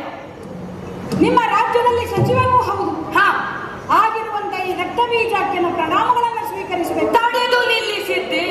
ಯುದ್ಧಕ್ಕಾಗಿ ಹೊರಟು ನಿಂತಹ ಸಂದರ್ಭದಲ್ಲಿ ಅಳಿಯನೆಂಬಂತಹ ವಿಚಾರವನ್ನು ತಿಳಿದುಕೊಂಡು ತಡೆದು ನಿಂತಿದ್ದೇನೆ. ಯಾಕೆ? ಕದಂಬವನಕ್ಕೆ ಆ ಹೆಣ್ಣೊಬ್ಬಾಕೆಯನ್ನು ಎಳೆದು ತರುವುದಕ್ಕಾಗಿ ಎಲ್ಲ ವಿಚಾರವನ್ನು ನೀನು ತಿಳಿದುಕೊಂಡಿದ್ದೆ ಎಂದು ಭಾವಿಸಿಕೊಂಡಿದ್ದೇನೆ. ಮುಂಡರು ಕೊಟ್ಟಂತಹ ಸುದ್ದಿ, ಆ ಹೆಣ್ಣನ್ನು ಕರೆತರುವುದಕ್ಕಾಗಿ ಹೊರಟು ನಿಂತವ. ಆ ಹೊತ್ತಿಗೆ ಧನುಜೇಶ ಕೇಳೆನ್ನ ಮಾತು ಎಂದು ಹೇಳಿದ್ಯಲ್ಲ, ಆದಷ್ಟು ಶೀಘ್ರವಾಗಿ ಏನು ಮಾತು ಎಂಬುದನ್ನು ಹೇಳು. ಅರ್ಥ ಆಯಿತು ಒಡೆಯ. ಹಾ, ಅತ್ಯಂತ ಅವಸರದಲ್ಲಿ ನೀನಿದ್ದಿ. ಹೌದು, ಧನು ಶರಗಳನ್ನು ಜೊತೆಯಲ್ಲಿ ಕೂಡಿಸಿಕೊಂಡು ಕೋಟಿ ಸಂಖ್ಯೆಯ ದಾನವರನ್ನ ಸೇರಿಸಿಕೊಂಡು ಗರ್ಜಿಸುತ್ತಾ ನಡೆಯುವುದಲ್ಲಿಗೆ ಎನ್ನುವ ಕದಂಬಾವನಕ್ಕೆ ಅರ್ಥವಿಸಿಕೊಂಡೇ ಬಂದವನು ನಾನು. ತಡೆದು ನಿಲ್ಲಿಸಿದ್ದಕ್ಕಾಗಿ ಕ್ಷಮೆ ಯಾಚಿಸ್ತಾ ಇದ್ದೇನೆ. ಹಾಗಂತ ಈ ದೇಶದ ಪ್ರಜೆಯಾಗಿ ನಿನ್ನ ಅಳಿಯನೂ ಆಗಿ ನನ್ನ ಬುದ್ಧಿಗೆ ತೋಚಿದ್ದನ್ನ ಹೇಳಬೇಕು ಎನ್ನುವಂತ ಒಂದು ಆಸೆ ಉಂಟು. ವಿಚಾರವನ್ನು ಅರುಹಬೇಕೆಂದು ಬಂದವ, ಆದಷ್ಟು ಶೀಘ್ರವಾಗಿ ಹೇಳಿ ಮುಗಿಸು. ಅಯ್ಯ, ಧನುಜೇಶ ಎನ್ನುವ ಹಾಗೆ ನಾನು ಆರಂಭಿಸಿದ್ದೇನೆ. ಯಾಕೆ? ಒಂದು ಕಾಲದಲ್ಲಿ ಮಹಿಷಾಸುರನಿಂದ ವಿಜೃಂಭಿಸ್ತಾ ಇದ್ದಂತಹ ಈ ರಾಕ್ಷಸ ಸಾಮ್ರಾಜ್ಯ ಅದೊಂದು ಕಾಲಕ್ಕೆ ಅದು ಅಳಿದು ಹೋಯಿತು ಎನ್ನುವ ಹಾಗೆ ಎಲ್ಲ ಉಳಿದ ಅಳಿದಂತಹ ರಾಕ್ಷಸ ವೀರರು ಯಾರಿದ್ದಾರೋ ದಿಕ್ಕೆಟ್ಟು ಗಂಗಾಲಾಗಿ ಕೂಗುತ್ತಾ ಇರುವಂತಹ ಸಂದರ್ಭದಲ್ಲಿ, ನನ್ನ ಜನನವಾದಂತಹ ಸಂದರ್ಭದಲ್ಲಿ ಶುಂಭಾಖ್ಯನಿಗೆ ನಮಃ ಕೇಳಿಸಿಕೊಂಡದ್ದು ಅವರ ಕೂಗೆ ಆ ಧನುದೇವಿಯ ಗರ್ಭಾಂಬುದಿಯಲ್ಲಿ ನಿನ್ನನ್ನು ಉದಿಸುವುದಕ್ಕೊಂದು ಕಾರಣವಾಯಿತು ಎನ್ನುವ ಹಾಗೆ ಅವಳ ಗರ್ಭಾಂಬುದಿಯಲ್ಲಿ ಜನಿಸಿ ಬಂದವನು ನೀನು. ಅತ್ಯಂತ ಸಂತೋಷವಾಗಿದೆ. ಯಾಕೆ ಗೊತ್ತುಂಟು? ಯಾಕೆ? ಅಲ್ಲಲ್ಲಿ ದಿಕ್ಕಾಪಾಲಾಗಿ ಓಡಿ ಹೋಗಿ ನಿರ್ಗತಿಕರಾಗಿ ಅನ್ನಕ್ಕೂ ಗೂಳಿಗೂ ಗತಿ ಇಲ್ಲದೆ ಎಲ್ಲರನ್ನು ಸೇರಿಸಿ ಈ ಮಹಾದುರ್ಗವನ್ನು ರಚಿಸಿದವನು ಶುಂಭಾಖ್ಯ. ಅದನ್ನೇ ನಾನು ಹೇಳುವುದು. ಈ ಸಂಘಟನೆ ಅಂತ ಹೇಳುವುದು ಅಷ್ಟು ಸುಲಭದ ಕಾರ್ಯ ಅಲ್ಲ, ಎಲ್ಲರಿಂದ ಆಗುವಂತದ್ದಲ್ಲ, ಆಗುವಂತದ್ದಲ್ವೇ ಅಲ್ಲ. ಹಾಗೆ ಯಾವುದೇ ಒಂದು ಕಾರ್ಯವನ್ನ ಸಂಯೋಜಿಸಿದ್ರೆ ಮಾತ್ರ ಆ ಕಾರ್ಯಕ್ರಮ ಚಂದ ಆಗುತ್ತದೆ. ಹೌದು, ಸ್ವರಗಳಾದ್ರೂ ಸಂಯೋಜನೆಗೊಂಡ್ರೆ ಅಲ್ವೇ ಒಂದು ರಾಗ ಆಗುವುದು. ಹೌದು, ಯಾವುದೇ ಆದ್ರೂ ಹಾಗೆ ಇಲ್ಲಿರುವಂತಹ ಅದರಲ್ಲೂ ನಮ್ಮ ಧನುಜರು ಹೇಳಿ ಕೇಳಿ ರಾಕ್ಷಸರು. ಹೌದು, ಒಬ್ಬರ ಸಂಸ್ಕಾರ ಒಂದಾದ್ರೆ ಇನ್ನೊಬ್ಬರ ಸಂಸ್ಕಾರ ಇನ್ನೊಂದು. ಒಂದು ತಕ್ಕಡಿಗೆ ಹಾಕಿದ್ರೆ ಇನ್ನೊಂದು ತಟ್ಟೆಯಿಂದ ಹಾರುವಂತಹ ಸ್ಥಿತಿ. ಹೌದು, ಅಂದ್ರೆ ಮಂಡೂಕದ ರೀತಿಯಲ್ಲಿ ಮಂಡೂಕವನ್ನ ತುಲಾಭಾರ ಮಾಡುವುದು ಎಷ್ಟು ಕಷ್ಟವೋ ಅದೇ ರೀತಿಯಲ್ಲಿರುವ ಸ್ವಭಾವದವರಾದ ನಮ್ಮ ಧನುಜರನ್ನೆಲ್ಲ ರಾಕ್ಷಸರು ಎಂದರೆ ಸಂಘರ್ಷ ಅಲ್ವೇ? ಇದು ಎಲ್ಲಾ ಕಡೆಯಿಂದಲೂ ಕೇಳಿ ಬರುವಂತದ್ದು. ಆ ಸಂಘರ್ಷ ಮಾಡುವಂತಹ ರಾಕ್ಷಸರನ್ನೇ ಆದರೂ ಕೂಡ ಸಿದ್ಧವಾಗಿ ಶಾಸ್ತ್ರಬದ್ಧವಾಗಿ ಸಂಯೋಜನೆ ಮಾಡಿದ್ದು ಯಾರು ಕೇಳಿದ್ರೆ ಶುಂಭ. ಅಂತಹ ಮೇಧಾವಿ ಶುಂಭಾಖ್ಯ. ಹಾಗಾಗಿಯೇ ಧನುಜೇಶ ಕೇಳೆನ್ನ ಮಾತ. ಯಾಕೆ ಈ ಮಾತನ್ನು ಹಾಗೆ ಆರಂಭಿಸಿದ್ದೆ? ಈ ಹೊತ್ತಿನಲ್ಲಿ ರಕ್ತಬೀಜಾಖ್ಯನ ಮಾತನ್ನು ಕೇಳಿ ನಡಿಬೇಕು. ಅಲ್ಲ, ಕೆಲವೊಂದು ಸಂದರ್ಭದಲ್ಲಿ ಹಿರಿಯರು ಮಾತ್ರವಲ್ಲ, ಹಿರಿಯರ ಮಾತಿನಿಂದಲೂ ವಿಶೇಷ ವಿಶೇಷವಾಗಿ ತಿಳಿಯುವಂತದ್ದುಂಟು. ಹಾಗಾಗಿ ಏನಯ್ಯ ಮಾತು? ಸ್ವಾಮಿ, ಹಾ, ನನ್ನ ಮಾತಿನಂತೆ ನಡೀಬೇಕು ಎನ್ನುವುದು ನನ್ನ ವಾದ ಏನೂ ಅಲ್ಲ. ಹಾ, ಆದ್ರೆ ನನ್ನ ಮಾತುಂಟು ಯಾಕೆ?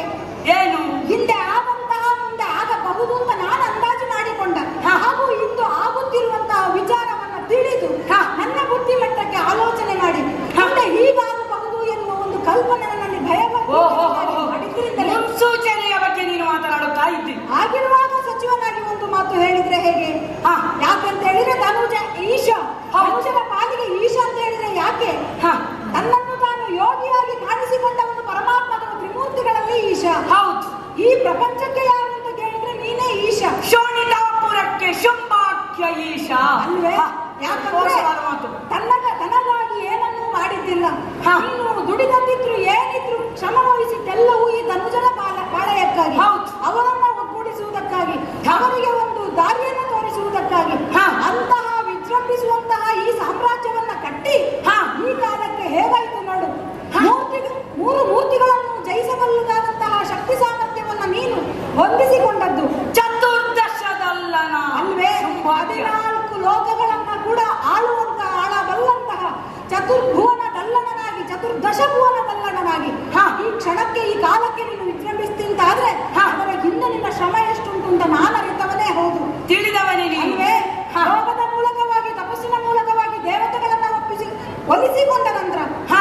ಬೇಕಾದ ವರಗಳನ್ನ ಸಂಪಾದಿಸಿಕೊಂಡ ನಂತರ, ಹಾ. ಸ್ವಯಂ ನಿನ್ನ ಇಂದ್ರಿಯಗಳನ್ನು ನಿಗ್ರಹಿಸಿಕೊಂಡವ ಶುಂಭಾಖ್ಯ. ಅಲ್ವೇ? ಹಾ. ಕೇವಲ ಇಂದ್ರನನ್ನು ಗೆದ್ದದ್ದಲ್ಲ, ಹಾ. ಇಂದ್ರಿಯಗಳನ್ನು ಗೆದ್ದಿದ್ದಿ ಎನ್ನುವ ಕಾರಣಕ್ಕಾಗಿ ಹಾ. ಈ ಕಾಲಕ್ಕೆ ದೇವತೆಗಳು ಕೂಡ ಅವರ ಪಂಕ್ತಿಯಲ್ಲಿ ನೀನು ನಿಲ್ಲುವ ಹಾಗೆ, ಹಾ. ಅಥವಾ ಅವರಿಗಿಂತ ಉನ್ನತವಾದ ಸ್ಥಾನದಲ್ಲಿರುವ ಹಾಗೆ, ಆದ್ದರಿಂದಲೇ ಹಾ. ಅವರು ಕೂಡ ಒಂದು ಸಲ ಆಶ್ಚರ್ಯ ಪಡುವ ಹಾಗಾಯಿತು. ಹೌದು. ಆದ್ರೆ ಈಗ ನನಗೆ ಕಾಣುವುದು, ಹಾ. ಇಂತಹ ವಿಜೃಂಭಣೆಯ ತುತ್ತ ತುದಿಯಲ್ಲಿ ಈಗ ನಾವು ಯಾವಾಗ ಇದ್ದೇವೋ ಹಾ. ಆಗಲೇ ಈ ಭ್ರಮೆ ಯಾಕೆ ನಿಮಗೆ ಬಂತು?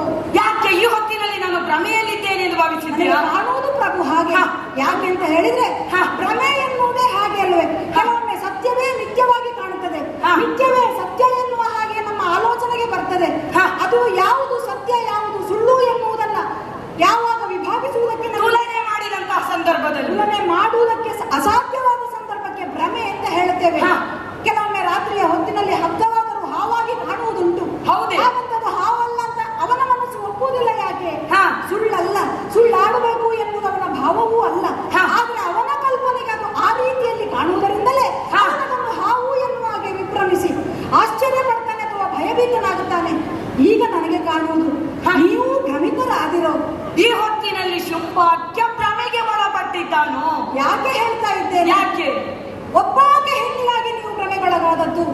ಇದುವರೆಗೂ ಯಾವುದೋ ಹೆಣ್ಣಿಗಾಗಿ ಆಸೆ ಪಟ್ಟವರಲ್ಲ. ಹಾ. ಹೇಳಿ ಕೇಳಿ ಹಾ. ಒಬ್ಬಾಕೆ ಹೆಣ್ಣು ನಮ್ಮ ಕದಂಬವನದಲ್ಲಿದ್ದಾಳೆ. ಹಾ. ಹೇಳಿದ್ದು ಯಾರು ಅಂತ ಕೇಳಿದ್ರೆ ಚಂಡಮುಂಡರಂತೆ. ಹೌದು. ಚಂಡಮುಂಡರಿಂದ ಕೇಳಿದಂತಹ ವಾರ್ತೆಯನ್ನ ಕೇಳಿದ ನೀವು ಅವರೇ ಆಲಿಸಿದ ಆಸೆ. ಅಖಂಡ ಬ್ರಹ್ಮಚಾರಿಗಳೆಂದೆನಿಸಿಕೊಂಡಿರುವಂತಹ ಚಂಡಮುಂಡರು ಹೌದು. ನಿನಗೆ ಅನುರೂಪಳಾದಂತಹ ವಧು ಕದಂಬವನದಲ್ಲಿದ್ದಾಳೆ. ಹೌದು. ಹಾಗಾಗಿ ಸುಗ್ರೀವನನ್ನು, ಧೂಮ್ರಾಕ್ಷರನ್ನು, ಚಂಡಮುಂಡರನ್ನು ಕಳುಹಿಸಿಕೊಟ್ಟಿದ್ದೇನೆ. ಯಾರು ತಿರುಗಿ ಬರಲಿಲ್ಲ. ಹಾಗಾಗಿ ಎಳೆದು ತರುವುದಕ್ಕಾಗಿ ಹೊರಟು ನಿಂತವ ಶುಂಭಾಖ್ಯ. ಸ್ವಾಮಿ, ಹಾ. ಭ್ರಮೆಗೊಳಗಾದದ್ದು ಹೇಳಿದ್ದೆ ಅದಕ್ಕೆ ನಾನು. ಹಾ. ಎಂತೆಂತಹ ರಕ್ಕಸ ವೀರರನ್ನು ನೀನು ಕಳುಹಿಸಿಕೊಟ್ಟಿದ್ಯಲ್ಲ, ಹಾ. ಯಾರಾದ್ರೂ ಒಬ್ರು ಹಿಂದೆ ಬಂದ್ರೆ ಅವರು ತಿರುಗಿ ಬರಲಿಲ್ಲ. ಏನಾದ್ರೂ ಏನಯ್ಯ? ಅಲ್ಪನೇ ಧೂಮ್ರಲೋಚನನೋ ಒಮ್ಮೆ ಯೋಚಿಸಿ ನೋಡಿ. ಹುಲುವರೀರ್ಪರೇ ರಣದಲ್ಲಿಯೇ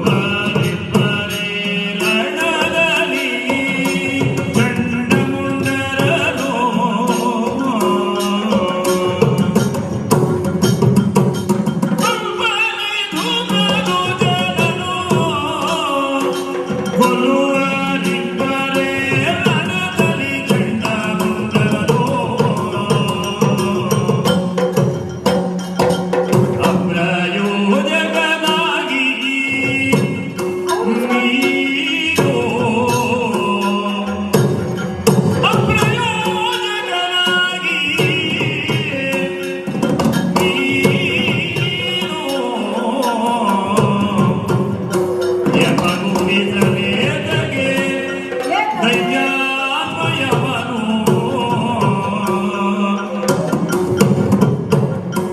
ಧನುಜೇಶ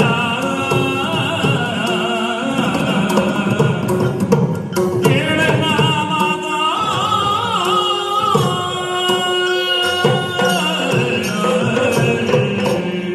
ಓ ದೈತ್ಯನಾಥ, ರಕ್ತ ಬೀಜ ದೈತ್ಯ ಎನ್ನುವುದಕ್ಕೆ ದಿತಿದೇವಿಯ ಮಗ ಎನ್ನುವುದಷ್ಟೇ ಅರ್ಥವಲ್ಲವಲ್ಲ.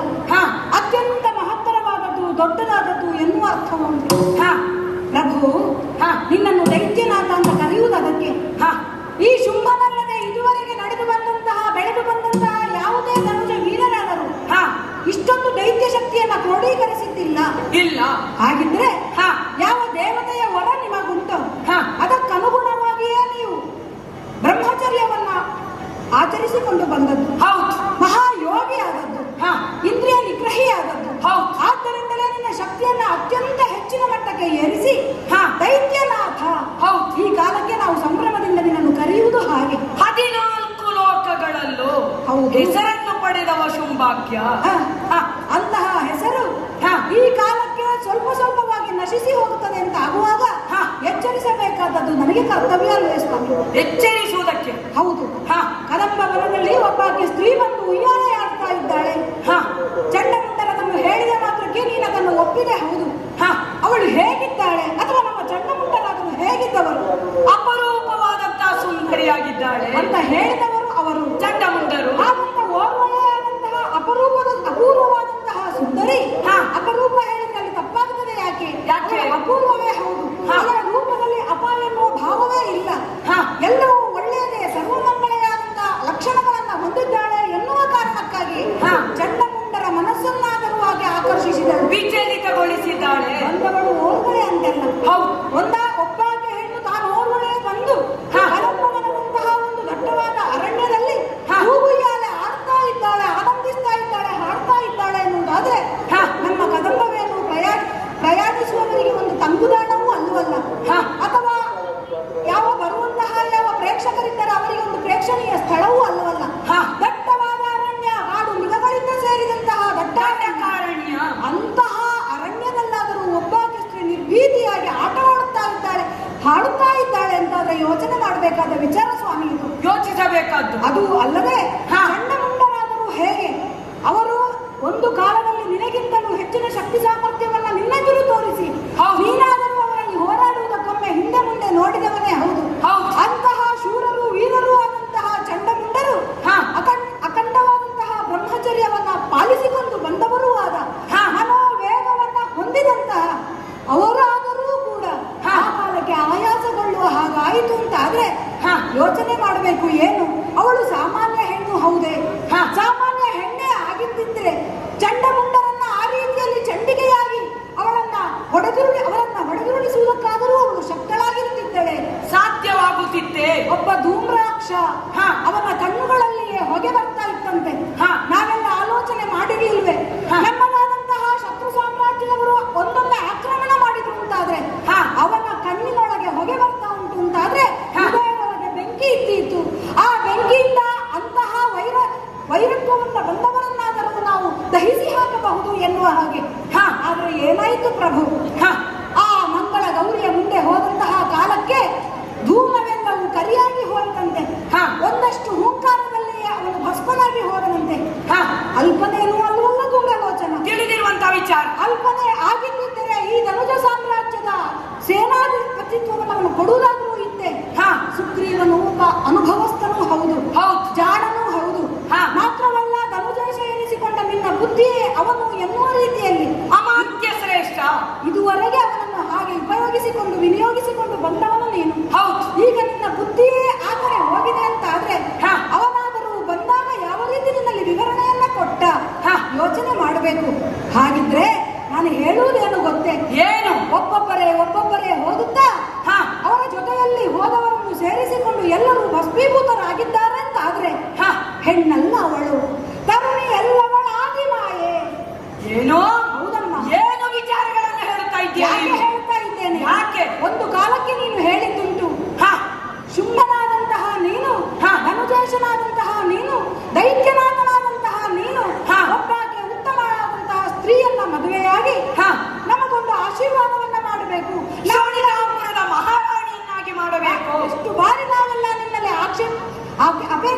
ಕೊಟ್ಟಿದ್ದುಂಟು. ಹಾ. ಆಗೆಲ್ಲ ನೀನು ಹೇಳಿದ್ದೇನು, ಹೆಣ್ಣು ಎಂದರೆ ಮಾಯೆ.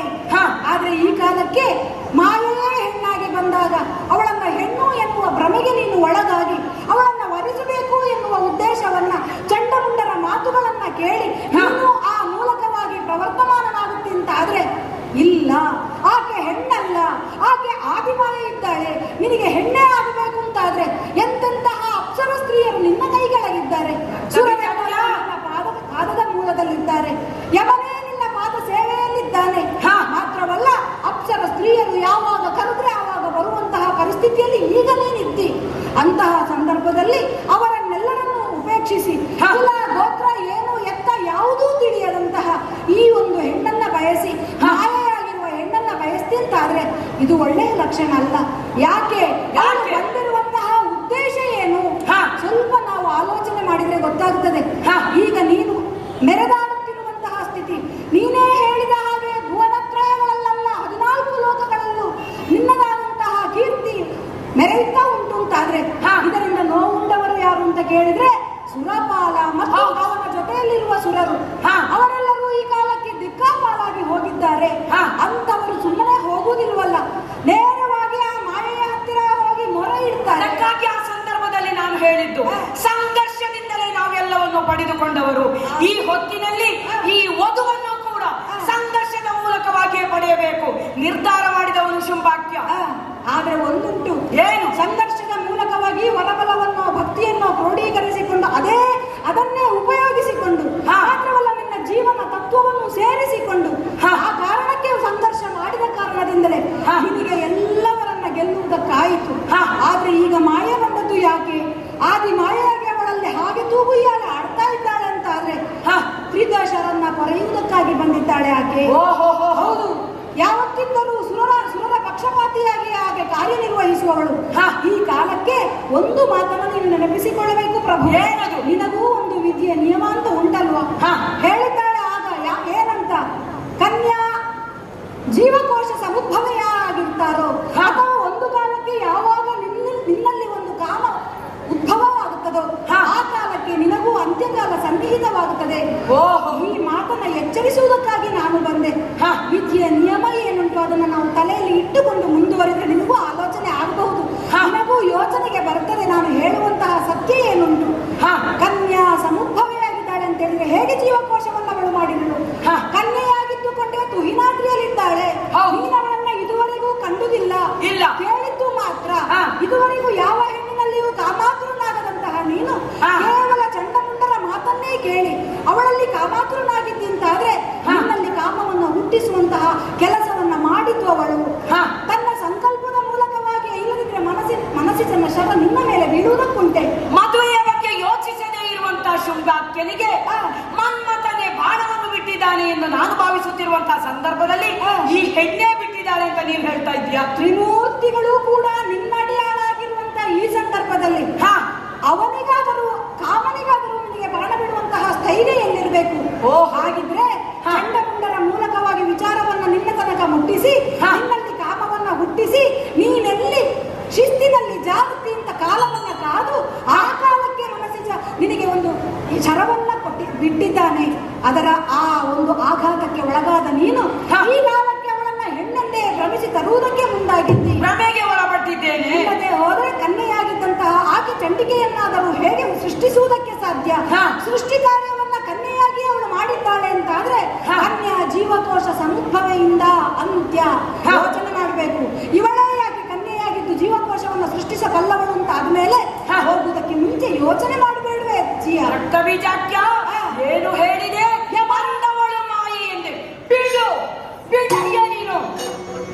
ಬಿಡು ನಿನ್ನದಲ್ಲ.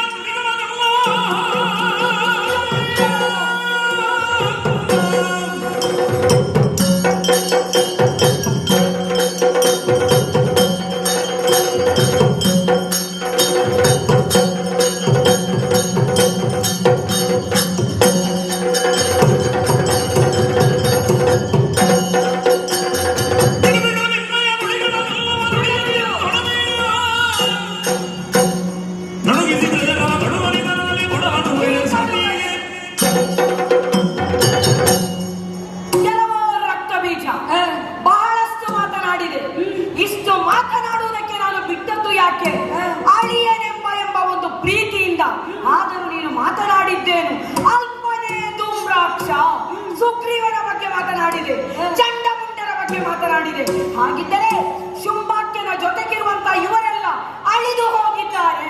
ಹಾಗಿದ್ದರೆ ಶುಂಭಾಕ್ಯನ ಶಕ್ತಿ ಕುಂದಿ ಹೋಯಿತೆಂದು ಭಾವಿಸಿಕೊಂಡೆಯ ಈ ತ್ರಿಜಗದಲ್ಲ ನಾನಾದಂತ ಶುಂಭಾಕ್ಯನಿಗೆ ಯಾರೂ ಎಣೆ ಇಲ್ಲ. ಈ ಹೊತ್ತಿನಲ್ಲಿ ನೀನು ಹೆದರಿಕೊಂಡಿದ್ದಿ. ನಿನ್ನ ಮಾತುಗಳನ್ನು ಕೇಳಿಸಿಕೊಂಡು ಕದಂಬ ವನದಲ್ಲಿರತಕ್ಕಂಥ ಹೆಣ್ಣನ್ನು ನೋಡಿ ನೀನು ಹೆದರಿದ್ದಿ. ಆ ಹೆಣ್ಣಿನ ಬಗ್ಗೆ ಹೆದರಿಕೊಂಡು ಇಷ್ಟು ಮಾತುಗಳನ್ನು ಶುಂಭಾಕ್ಯನಲ್ಲಿ ಮಾತನಾಡುತ್ತಾ ಇದ್ದೆ ಎಂದಾದರೆ ಒಂದು ಬುದ್ಧಿಯ ಮಾತನ್ನು ಹೇಳುತ್ತೇನೆ ನೋಡು. ಒಳಗೆ ರಾಣಿವಾಸದವರಿದ್ದಾರೆ. ಅವರ ಜೊತೆಗೆ ಹೋಗಿ ಕೈಗೆ ಬಳೆಗಳನ್ನು ಧರಿಸಿಕೊಂಡು ಸೀರೆಯನ್ನು ಉಟ್ಟುಕೊಂಡು ಅವರ ಜೊತೆ ಕೆಲಸವನ್ನು ಮಾಡು. ಬಿಡುತ್ತಾರೆ ಸ್ವಾಮಿ.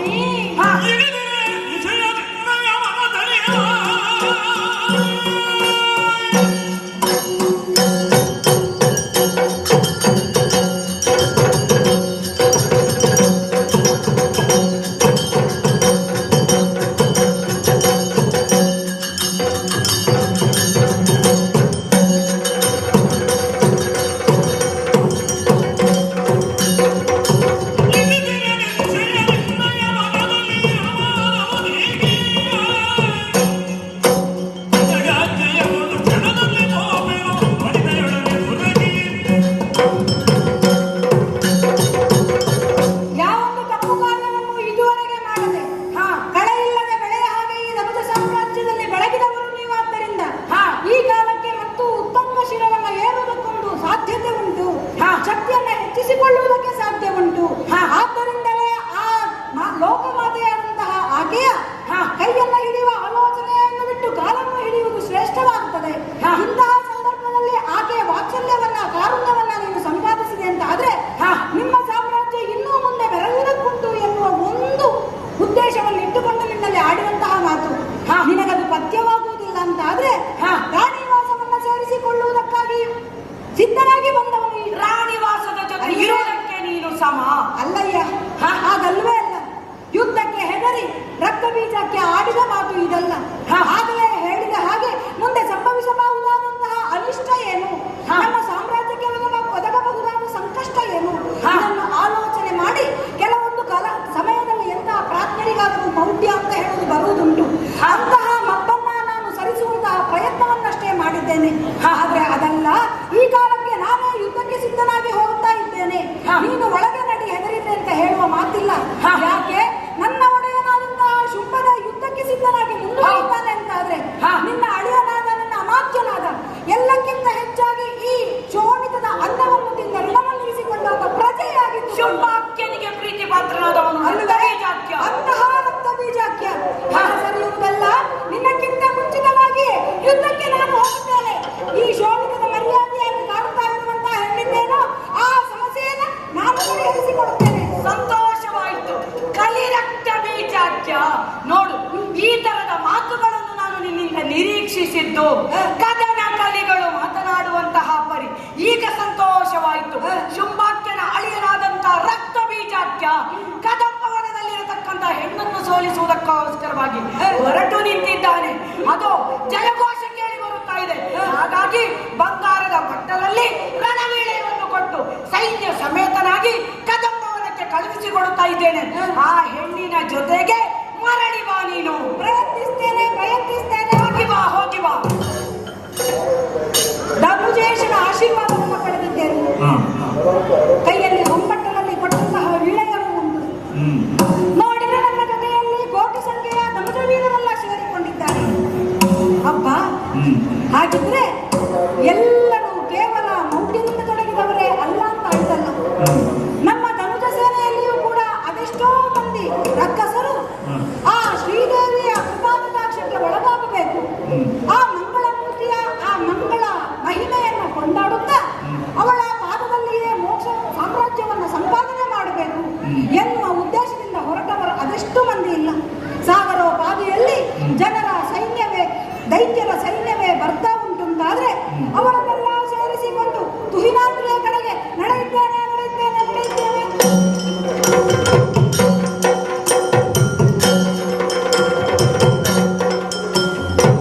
ಆಹಾ, ಈ ತುಹಿನಾದ್ರಿಯ ಈ ತಪ್ಪಲಿನಲ್ಲಿರುವಂತಹ ಕದಂಬವನ ಹೊಸತೇನು ಅಲ್ಲವಲ್ಲ.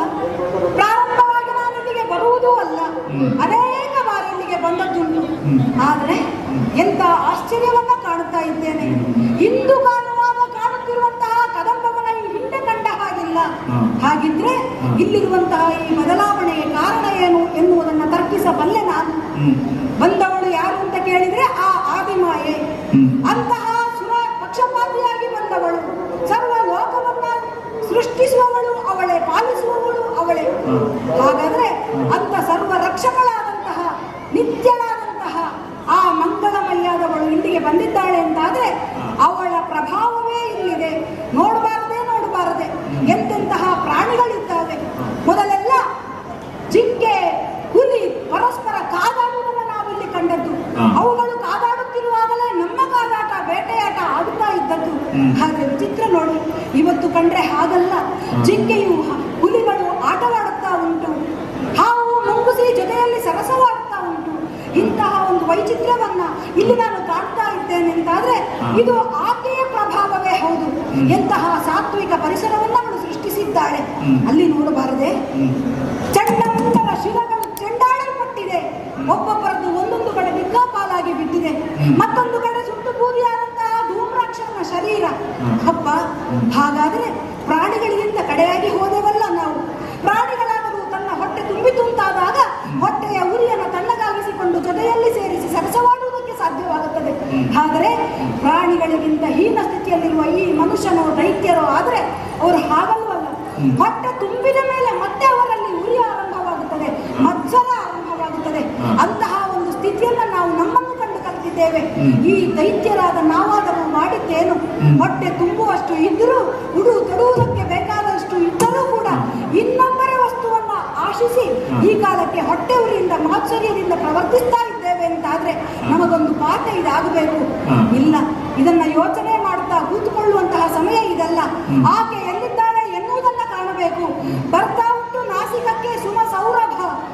ಮಾತ್ರವಲ್ಲ, ಬೆಳಕು ಹರಿತಾ ಉಂಟು. ದಟ್ಟವಾದ ಅರಣ್ಯದಲ್ಲಾದರೂ ಈ ರೀತಿಯ ಕಾಂತಿ ಸಾಧ್ಯ ಅಂತಾದ್ರೆ ಆ ಬೆಳಕಿನ ಜಾಡನ್ನು, ಸೌರಭದ ಅದ ಜಾಡನ್ನು ಹುಡುಕಿಕೊಂಡು ಮುಂದುವರಿಯುತ್ತೇನೆ.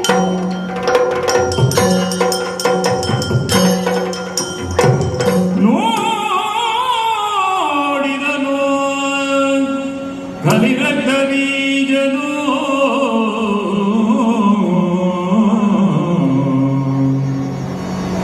ನೋಡಿದನು ಕಲಿರಕ್ಕ ಬೀಜನು ನೋಡಬಾರ್ದೆ ನೋಡಕರುಣಿ ಕುಳಿತ ಶಿಬಿಯನು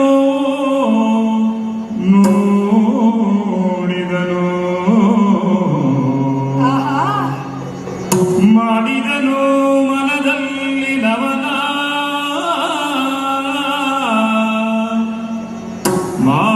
ಮಾಡಿದನು ಮನದಲ್ಲಿ ನವನ ಜಯ ಜಯ. ಮಾಡಲಿಲ್ಲೇ ನಗಡ ಶುಂಭನ ಗೂಡೆ ಭಾಜಯ ಒಲೆದು ಬಂದಿಯೇ ಆ ಶುಂಭನ ಕೂಡೆ ಭಾಷೆಯ ಒರೆದು ಬಂದಿಹೆ ನಾನು. ಆದರೂ ಮಾತನಾಡಿರುವೆ ನೆನುತ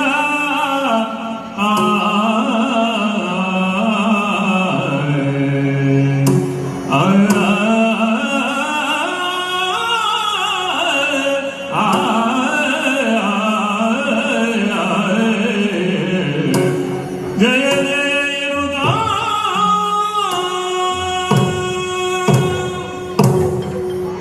ಬೆಳಕಿನ ಜಾಡನ್ನು ಹಿಡಿದು ಮುಂದುವರಿದು ಬಂದೆ.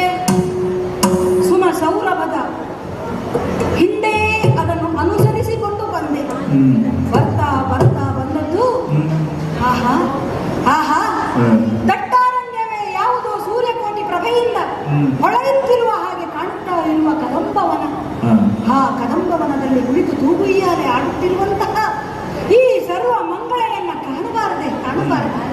ಹಬ್ಬ, ಇವಳನ್ನ ಕಾಣುತ್ತಾ ಇದ್ರೆ ಯಾವುದೋ ಒಂದು ಭ್ರಮಾಲೋಕಕ್ಕೆ ಹೋದ ಅನುಭವ ನಮಗಾಗುತ್ತಾ ಉಂಟು. ನಮ್ಮ ಕದಂಬವನದಲ್ಲಿ ಇಷ್ಟೊಂದು ಬೆಳಕನ್ನ ಬೀರುತ್ತಾ ಈ ರೀತಿಯಲ್ಲಿ ತೂಗುಯ್ಯಾಲೆಯಲ್ಲಿ ಆಡುತ್ತಾ ಇರುವಂತಹ ಜಗಜ್ಜನನಿ ಈ ಕಾಲಕ್ಕೆ ನನ್ನ ಮುಂದಿದ್ದಾಳೆ ಅಂತಾದ್ರೆ ನೋಡಿದನು ಕಲಿರಕ್ತ ಬೀಜ ಬೀಜನು ಹೇಳುವವರು ಯಾರು ಅಂತ ಕೇಳಿದ್ರೆ ನನ್ನ ಜೊತೆಗಾರರು. ನನ್ನನ್ನ ಅನುಸರಿಸಿ ಬಂದಂತಹ ವೈದ್ಯರೆಲ್ಲ ಆಡ್ತಾ ಇದ್ದಾರೆ. ಒಂದು ಕಾಲದಲ್ಲಿ ಕಲಿ ರಕ್ತ ಬೀಜ. ಕಲಿ ಅಂದ್ರೆ ಏನು ಅಂತ ಯೋಚನೆ ಮಾಡಿದೆ. ಕಲಾವತಿಯ ಪುತ್ರಿ ಮಾತ್ರವಲ್ಲ, ಬೇಕಾದಂತಹ ಯುದ್ಧ ಸಾಮರ್ಥ್ಯಗಳನ್ನ ಒಗ್ಗೂಡಿಸಿಕೊಂಡು ಮೆರೆಯುವಂತಹ ಒಬ್ಬ ಯೋಧನಿದ್ದೇನೆ ನಾನು. ಎಂಥವನನ್ನಾದರೂ ಯುದ್ಧದಲ್ಲಿ ಹಿಮ್ಮೆಟ್ಟಿಸಬಲ್ಲಂತಹ ಛಾತಿ ನನ್ನಲ್ಲುಂಟು. ಆ ಭಾವದಿಂದಲೇ ಕಲಿರಕ್ತ ಬೀಜ ಅಂತ ಕರೆದಾಗಲ್ಲ ಹಿಕ್ಕುತ್ತಿದ್ದವನು ನಾನು. ಆದರೆ ಈಕೆಯನ್ನ ನೋಡ್ತಾ ನೋಡಿದ್ರೆ ಇದ್ದವರ ತಲೆಯನ್ನ ಕಡಿದು ಅವರನ್ನ ಒಡೆದುರುಳಿಸುವುದರಲ್ಲಿ ಕಲಿತನ ಇರುವುದಲ್ಲ, ಬದಲಾಗಿ ತನ್ನ ಶಿರವನ್ನ ಇನ್ನೊಬ್ಬರ ಎದುರು ಬಾಗುವುದರಲ್ಲಿ ಕಲಿತನ ಇದೆ ಎನ್ನುವುದನ್ನ ಕಲಿತವನು ನಾನು ಈ ಕಾಲಕ್ಕೆ. ಇವಳನ್ನು ಕಾಣ್ತಾ ಇದ್ರೆ ತಾನಾಗಿ ನನ್ನ ಶಿರವು ಆಕೆ ಕೆಳಗೆ ಬಾಗುತ್ತಾ ಉಂಟು. ನೋಡಬಾರದೆ, ನೋಡುವುದಕ್ಕೆ ಶಬ್ದನೇ ನಾನು. ಬಿಟ್ಟ ಮಂಡೆಯ ಈ ಘೋರ ಆಕೃತಿ ನನ್ನದು. ಗಣ್ಣುಗಳಿಂದ ಕೂಡಿದಂತಹ ನನ್ನ ಈ ಮುಖದಿಂದ ಅವಳನ್ನು ನೋಡುವುದಕ್ಕಾದರೂ ಸಾಧ್ಯವೇ ಇಲ್ಲ. ಕಣ್ಣುಗಳನ್ನು ಮುಚ್ಚಿ ಹೃದಯದಲ್ಲಿ ಈಕೆಯನ್ನು ಪ್ರತಿಷ್ಠಾಪಿಸಿ ಒಳಗಣ್ಣುಗಳಿಂದ ನೋಡುವಂತಹ ಪ್ರಯತ್ನವನ್ನ ಮಾಡಿದ್ದೇನೆ. 4 ಆ ಶೃಂಖಲೆಗಳಿಂದ ಬಂಧಿಸಲ್ಪಟ್ಟಂತಹ ಒಂದು ಜೋಕಾಲಿಯಲ್ಲಿ ಜೋಗುಳು ಆಡ್ತಾ ಇದ್ದಾಳೆ. ಹಾಗಂತ ಆ ಶೃಂಖಲೆಗಳ ತುದಿಯಲ್ಲಿಂಟು ಅಂತ ಕಂಡ್ರೆ ಕಾಣುವುದಕ್ಕೆ ಸಾಧ್ಯವಾಗುತ್ತಾ ಇಲ್ಲ. ಆಕಾಶದಿಂದಲೇ ಕೆಳಗೆ ಇಳಿಯಲ್ಪಟ್ಟಿದೆಯೋ ಎನ್ನುವ ಹಾಗೆ ಕಾಣುವಂತಹ ಆ ಉಯ್ಯಾಲೆ. ಹಾಗಿದ್ರೆ ಅದರ ಆದಿಯಲ್ಲಿ, ಅದರ ಅಂತ್ಯೆಯಲ್ಲಿ, ಅದರ ಮಧ್ಯೆಯಲ್ಲಿ ತಿಳಿಯುವುದಕ್ಕೆ ನನ್ನಿಂದ ಸಾಧ್ಯವಾಗುತ್ತಾ ಇಲ್ಲ. ಹಾಗಿದ್ದರೆ ಆದಿ ಮಧ್ಯಾಂತರಹಿತಳೇ ಈಕೆ ಎನ್ನುವುದು ಸತ್ಯ. ಹಾಗಿದ್ದರೆ ಇದರಲ್ಲಿ ಉಯ್ಯಾಲೆಯಾಗ್ತಾ ಇದ್ದಾಳೆ ಯಾಕೆ? ಪ್ರಾಯ ನಮ್ಮ ಒಡೆಯನಾದಂತಹ ಶುಂಭನ ಮನಸ್ಸನ್ನು ಉಯ್ಯಾಲೆಯ ರೀತಿಯಲ್ಲಿ ಆಡಿಸಬೇಕು ಎನ್ನುವ ಯೋಚನೆ ಇವಳದ್ದಿರಬೇಕು. ತನ್ನ ಸಂಕಲ್ಪ ಮಾತ್ರದಿಂದ ಪ್ರಪಂಚವನ್ನೇ ಆಟವಾಡಿಸಬಲ್ಲವಳಾದಲೇ ಇವಳು. ಅಂತಹ ಸರ್ವಶಕ್ತಿ ಪ್ರದಾಯಿನಿಯಾದಂತಹ ಈಕೆಯ ಕೂಡ ಯುದ್ಧ. ಇವಳನ್ನ ಬಯಸಿದವನು ನಮ್ಮ ಶುಂಭ. ಸಾಧ್ಯವೇ? ಹೀಗೆ ಅವನ ವಾಮಭಾಗದಲ್ಲಿ ಕುಳ್ಳಿರುವುದಕ್ಕಾದರೂ ಯೋಗ್ಯರಾದವಳೇ ಹೌದೇ? ಇಲ್ಲ. 3 ಲೋಕದ ಒಡತೆಯಾದಂತಹ ಹೀಗೆ, ಜಗಜ್ಜನನಿಯಾದಂತಹ ಹೀಗೆ ಕೇವಲ ಶೋಣಿದಾಪುರದ ರಾಣಿಯಾಗುವುದಕ್ಕೆ ಸಾಧ್ಯವಿಲ್ಲ. ಹಾಗಾದರೆ ಅವನನ್ನ ರಾಣಿಯಾಗಿ ಪಡೆಯುವುದಕ್ಕೆ ನಮ್ಮ ಶುಂಭಾಖ್ಯನಾದರೂ ಯೋಗ್ಯನಲ್ಲ. ಆದರೆ ಏನು ಮಾಡೋಣ? ಹೀಗೆಯನ್ನ ಕಾಣುವಾಗ ಒಳ ಮನಸ್ಸಿನಲ್ಲಿ ಇವಳ ಬಗ್ಗೆ ಸ್ತುತಿ ಮಾಡಬೇಕು ಅಂತ ಕಾಣ್ತದೆ. ಒಳ ಮನಸ್ಸಿನಿಂದಲೇ ಸರ್ವಮಂಗಲ ಮಾಂಗಲ್ಯ ಶಿವೆ ಸರ್ವಾರ್ಥ ಸಾಧಿಕೆ ಶರಣ್ಯ ತ್ರ್ಯಂಬಕಿ ದೇವಿ ನಾರಾಯಣಿ ನಮೋಸ್ತುತೆ ಎನ್ನುವ ಹಾಗೆ ಇವಳ ಪಠಣವನ್ನು ನಾನು ಮಾಡಿದ್ದು ಹೌದು. ಹಾಗಂತ ಇವಳನ್ನೇ ಸ್ತುತಿಸುವುದಕ್ಕಾಗಿ ಕದಂಬವನಕ್ಕೆ ಬಂದದ್ದಲ್ಲೂ ಅಲ್ಲ. ಕರ್ತವ್ಯ ಪ್ರಜ್ಞೆ ನನ್ನನ್ನು ಕಾಡುತ್ತಾ ಉಂಟು.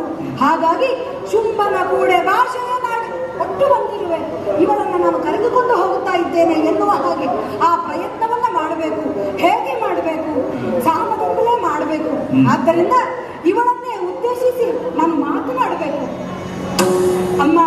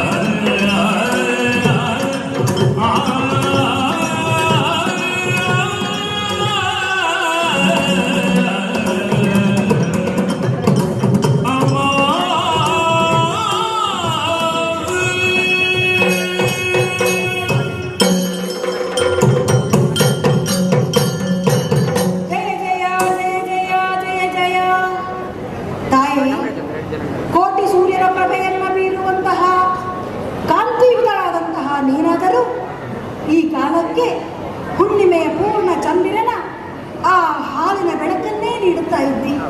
ಕಾರುಣ್ಯಮೂರ್ತಿಯಾಗಿ ತುಹಿನಾತ್ರಿಯ ತಪ್ಪಲಲ್ಲಿ ಕಂಗೊಳಿಸ್ತಾ ಇದ್ದಿ ತಾಯಿ. ಅಮ್ಮ, ಶುಂಭಾಕ್ಯನ ಅಮಾತ್ಯನು ಅಳಿಯನೂ ಆದಂತಹ ರಕ್ತಬೀಜಾಕ್ಯನ ನಮನಗಳನ್ನು ಸ್ವೀಕರಿಸಬೇಕು ತಾಯಿ. ತಾಯಿ, ಎಲ್ಲೆಲ್ಲೂ ದೇವರನ್ನ ಕಾಣುವ ಉಚ್ಚ ಸಂಸ್ಕೃತಿಯುಳ್ಳ ದಾನವ ಪರಂಪರೆಯಲ್ಲಿ ಜನ್ಮಗ್ರಹಣ ಮಾಡಿದ ಅನೇಕ ಮಂದಿ ದಾನವ ವೀರರು ನಮ್ಮಲ್ಲಿಯೂ ಇದ್ದಾರೆ ತಾಯಿ. ಹಾಗಂತ ಏನು ಮಾಡೋದಕ್ಕೆ ಸಾಧ್ಯ? ನಮ್ಮ ಹುಟ್ಟು ಗುಣ ಏನಿದೆಯೋ, ಕುಲಧರ್ಮ ಏನಿದೆಯೋ ಅದನ್ನು ಬಿಟ್ಟು ಬಿಡುವುದಕ್ಕುಂಟೆ. ಬಿಟ್ಟ ಮಂಡೆಯ ಗೋರಗಾಡೆಯ ಕೆಂಗಣ್ಣು ಮಾತ್ರವಲ್ಲ, ಕೆಂಪು ನಾಲಿಗೆಯುಳ್ಳಂತಹ ದಾನವ ಕುಲದಲ್ಲಿ ಹುಟ್ಟಿದಂತಹ ಧನುಜರೇ ನಾವಾದರೂ ಕೂಡ ನಮ್ಮದಾದಂತಹ ಕರ್ತವ್ಯ ಪ್ರಜ್ಞೆ ಏನುಂಟು, ಆ ಕರ್ತವ್ಯವನ್ನೇ ಅರ್ಪಿಸಬೇಕು ಎನ್ನುವ ಅರ್ಪಣ ತತ್ವಕ್ಕನುಗುಣವಾದಂತಹ ಒಂದು ಕಾರ್ಯದಲ್ಲಿ ನಮ್ಮನ್ನು ನಾವು ತೊಡಗಿಸಿಕೊಳ್ಳುವುದಕ್ಕೆ ಶುಂಭಾಕ್ಯನಿಂದ ಅನುಮತಿಯಿಂದ ಪಡೆದು ಬಂದವರು ತಾಯಿ. ತಾಯೇ, ಈ ತುಹಿನಾದ್ರಿಯ ತಪ್ಪಲಲ್ಲಿ ಉಯ್ಯಾಲೆ ಆಡ್ತಾ ಇದ್ದಿ. ನಿನ್ನನ್ನು ಕಂಡಂತಹ ಚಂಡಮುಂಡರು ನಿನ್ನನ್ನು ವಿವರಿಸುವುದರ ಮೂಲಕವಾಗಿ ಶುಂಭಾಕ್ಯನಲ್ಲಿ ನಿನ್ನ ಬಗೆಗಿರುವಂತಹ ಮೋಹವನ್ನು ಹುಟ್ಟಿಸಿದ್ದಾರೆ. ಆ ಕಾರಣಕ್ಕಾಗಿ ನಿನ್ನನ್ನೇ ವರಿಸಬೇಕು, ತನ್ನ ವಾಮಭಾಗದಲ್ಲಿ ಕುಳ್ಳಿರಿಸಬೇಕು, ದಿವಿಜ ಕುಲದ ಒಡತಿಯಾಗಿ ನಿನ್ನನ್ನು ಆ ಶೋಣಿತಾಪುರಕ್ಕೆ ಕರೆದೊಯ್ಯಬೇಕು ಎನ್ನುವ ಹಾಗೆ ಆಜ್ಞೆ ಮಾಡಿ ಅನೇಕ ಮಂದಿಯನ್ನು ನಿನ್ನ ಕಡೆಗೆ ತೊಡಗಿಸಿಕೊಟ್ಟದ್ದು ಹೌದಲ್ಲ. ಆದರೆ ನೀನು ಆಡಿದ್ದಾದರೂ ಏನಮ್ಮ? ಶುಂಭನೇ ಆಗಲಿ ನಿಶುಂಭನೇ ಆಗಲಿ, ಅದಲ್ಲ ಶಂಭುವೇ ಆಗಲಿ, ಅವನ ಜೊತೆಯಲ್ಲಿ ಚೂಡಿಯ ಬಯಸಿದರು. ಅಂದರೆ ಯುದ್ಧ ಮುಖೇನ ನನ್ನನ್ನು ಯಾರು ಗೆಲ್ಲಿಸ್ತಾರೋ ಅವರನ್ನು ನಾನು ವರಿಸುತ್ತೇನೆ ಎನ್ನುವಂತಹ ಮಾತನ್ನೇ ಮುಂದಿಟ್ಟು ಯುದ್ಧಕ್ಕೆ ಕರೆಯನ್ನು ಕೊಟ್ಟವಳು. ಯಾಕೆ ತಾಯಿ? ಹೆಣ್ಣು ಗಂಡು ಸೇರಿ ಸಂಸಾರವನ್ನ ಮಾಡಬೇಕು, ಲೋಕ ಮಾತೆ ಪಿತರಾಗಿ ಲೋಕಕ್ಕೆ ಕಾಣಬೇಕು ಅಂತಾದ್ರೆ ಸಾಮರಸ್ಯ ಬೇಕಲ್ವೇ? ಯುದ್ಧ ಮುಖೇನ ಮಾಡುವಂತಹ ಸಂಸಾರ ಸಾಧ್ಯವಾದೀತೆ. ಆದ್ದರಿಂದಲೇ ತಾಯಿ, ಸುಗ್ರೀವನಾದಿಯಾಗಿ ನಾನೂ ಕೂಡ ಸಾಮದಿಂದಲೇ ನಿನ್ನನ್ನು ಒಲಿಸಿಕೊಂಡು ಕರೆದುಕೊಂಡು ಹೋಗಬೇಕು ಅಂತ ಬಂದಿದ್ದೇನೆ. ನಮ್ಮ ಈ ಶುಂಭನಾದರೂ ಏನು ಸಾಮಾನ್ಯನೇ ಹೇಳು ಅಲ್ಲ. 14 ಲೋಕಗಳಲ್ಲಿ ತಾನೇ ಮೇಲು ಎನ್ನುವ ಹಾಗೆ ವಿಜೃಂಭಿಸ್ತಾ ಇದ್ದಾನೆ. ಕೇವಲ ಯಾಕಾಗಿ ವಿಜೃಂಭಿಸ್ತಾನೆ? ಭಕ್ತಿಯಿಂದ ದೇವತೆಗಳನ್ನು ಒಲಿಸಿಕೊಂಡವನವನು, ಶಕ್ತಿಯಿಂದ ಬೇಕಾದಂತಹ ಆಯುಧಗಳನ್ನು ಪಡೆದುಕೊಂಡವನವನು. ಮಾತ್ರವಲ್ಲ, ದೇಹದ ಶಕ್ತಿಯನ್ನು ಕೂಡ ಸೇರಿಸಿಕೊಂಡು ದಿವಿಜ ಸಾಮ್ರಾಜ್ಯದಲ್ಲಿ ಈಗ ಅವನೇ ಒಡೆಯ ಎನ್ನುವ ಹಾಗೆ ನಿನ್ನನ್ನು ವರಿಸುವುದಕ್ಕೆ ತಕ್ಕುಲಾದವನು ಅವನೇ. ಯಾಕೆ ಗೊತ್ತುಂಟು? ತ್ರಿಲೋಕ ಮಾತೆ ನೀನು, ತ್ರಿಲೋಕದ ಒಡೆಯ ಅವನು. ನಿನಗೆ ಅವನಕ್ಕಿಂತ ಹೆಚ್ಚಿನ ಶಕ್ತಿವಂತರು ಯಾರೂ ಸಿಗುವುದಕ್ಕಿಲ್ಲ. ಇಂದ್ರನನ್ನೇ ಆದರೂ ಜಯಿಸಿದವನು ಅವನು ಅಂತ ಆದಮೇಲೆ ಶಿವ ತ್ರಿಮೂರ್ತಿಗಳಾದರೂ ಕೂಡ ಅವಳ ಕಾಲ್ಬುಡದಲ್ಲಿ ಅವಳ ಅನುಚರರಾಗಿದ್ದಾರೆ ಅಂತ ಆದಾಗ ಅದಕ್ಕಿಂತ ಮೇಲಿನವರು ನಿನ್ನನ್ನು ವರಿಸುವುದಕ್ಕೆ ಯಾರಿದ್ದಾರೆ ತಾಯಿ? ಆದ್ದರಿಂದ ಬರಬೇಕು, ದೊಡ್ಡ ಮನಸ್ಸು ಮಾಡಬೇಕು. ನನ್ನ ಜೊತೆಯಲ್ಲಿ ನೀನು ಬಂದೆ ಅಂತಾದ್ರೆ ನಿನ್ನನ್ನು ಸೌಭಾಗ್ಯ ಲಕ್ಷ್ಮಿಯಾಗಿ ಶೋಣಿತಾಪುರಕ್ಕೆ ಕರೆದೊಯ್ಯುವುದಕ್ಕೆ ಸಿದ್ಧನಿದ್ದೇನೆ. ಬೀಜಾಸುರ ದೇವಿ,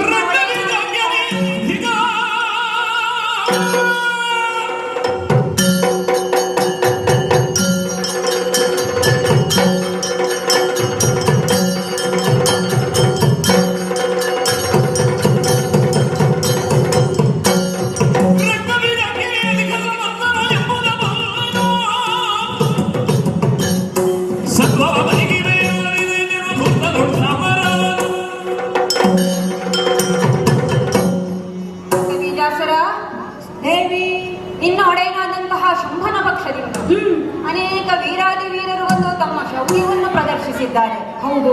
ಆದರೆ ನೀನು ಪಣದ ವಿಚಾರವನ್ನು ಬದಿಗಿಟ್ಟು ಮಾತನಾಡುತ್ತಾ ಇದ್ದಿ, ರಣ ಹೇಳಿಯನ್ನೇ ವರ್ತಿಸುತ್ತಾ ಇದ್ದಿ, ಜೀವಗಳ್ಳನಾಗಿ ವರ್ತಿಸುತ್ತಾ ಇದ್ದಿ. ಓಹೋ, ಯುದ್ಧಕ್ಕೆ ಹೆದರಿದವನ ಹಾಗೆ ಮಾತನಾಡುತ್ತಾ ಇದ್ದಿ. ನಿನ್ನೊಂದಿಗೆ ನಾನು ಬರುವುದೇ, ನಿನ್ನಂತಹ ರಣ ಹೇಳಿಯೊಂದಿಗೆ ನಾನು ಬರುವುದೇನು? ಬರುವುದಕ್ಕೆ ಸಾಧ್ಯವಿಲ್ಲ, ಸಾಧ್ಯವಿಲ್ಲ, ಸಾಧ್ಯವಿಲ್ಲ. ಅಮ್ಮ, ಯಾಕೆ ನನ್ನನ್ನು ಹಾಗೆ ಕರೆದೆ? ಹೆಣ್ಣು ಒಲಿದರೆ ನಾರಿ, ಅವಳು ಮಾತಾಡುವುದಕ್ಕೆ ಸರಿ. ಅದಲ್ಲ, ಅವಳು ಮುಂದಿದ್ದಾಳೆ ಅಂತಾದ್ರೆ ಮಾರಿ. ನಿನ್ನನ್ನು ಹೇಗೆ ಕರೆದೊಯ್ಯಬೇಕು ಅಂತ ನನಗೆ ಗೊತ್ತುಂಟು. ಆದರೆ ಸೌಭಾಗ್ಯವತಿಯಾಗಿ ನಿನ್ನನ್ನು ನಮ್ಮ ಒಡೆಯರಿಗೆ ಒಪ್ಪಿಸಬೇಕು, ನಮ್ಮ ಪುರಕ್ಕೆ ಕರೆದೊಯ್ಯಬೇಕು ಎನ್ನುವಂತಹ ನನ್ನ ಔದಾರ್ಯ ಏನುಂಟು ಅದನ್ನೇ ನನ್ನ ದೌರ್ಬಲ್ಯ ಅಂತ ತಿಳಿದು ಬಿಟ್ಟೆಯ. ರಣ ಹೇಳಿಯಿಂದ ಕರೆದು ಬಿಟ್ಟೆಯ. ಹಾಗಿದ್ರೆ ಹೀಗಲ್ಲ, ಎಲಗೆ ಎನ್ನುವ ಹಾಗೆ ನಿನ್ನನ್ನು ಕರೆಯಬೇಕಾಗುತ್ತದೆ. ಎಲಗೆ ನಾರಿ, ನಿನ್ನನ್ನು ಹೇಗೆ ನಾನು ಕರೆದುಕೊಂಡು ಹೋಗಬೇಕು? ನಿನ್ನ ಸಿರಿಮುಡಿಗೆ ಕೈ ಇಕ್ಕಿ ದರ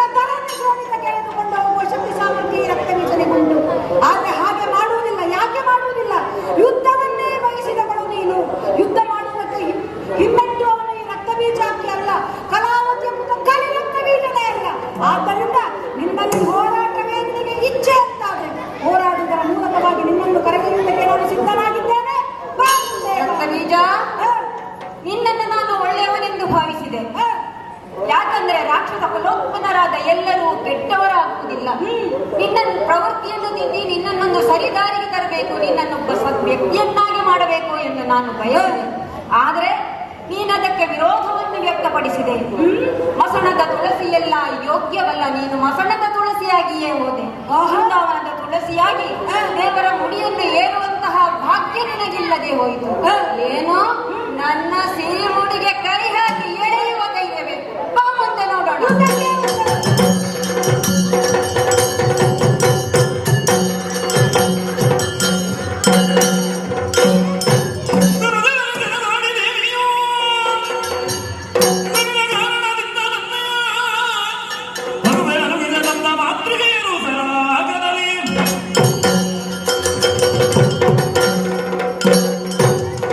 ಬಹಳಷ್ಟು ಸಮಯದಿಂದ ರಕ್ತಬೀಜಾಸುರನೊಡನೆ ಕಾಳಗವು ನಡೆಯಿತು. ಆದರೆ ಜಯ ಅಪಜಯ ಯಾರಿಗೂ ಒಲಿಯಲಿಲ್ಲ.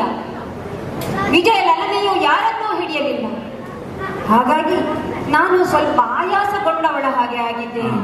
ಈ ಯುದ್ಧವನ್ನು ನಿಲ್ಲಿಸುವುದಲ್ಲ, ಈ ರಕ್ಕಸನೊಡನೆ ಯುದ್ಧವನ್ನು ಮುಂದುವರಿಸುವುದಕ್ಕಾಗಿ ನನ್ನ ದೇಹವನ್ನೊಮ್ಮೆ ಕೊಡು, ಸಪ್ತ ಮಾತೃಕೆಯರನ್ನು ಸೃಷ್ಟಿಸುತ್ತೇನಂತೆ.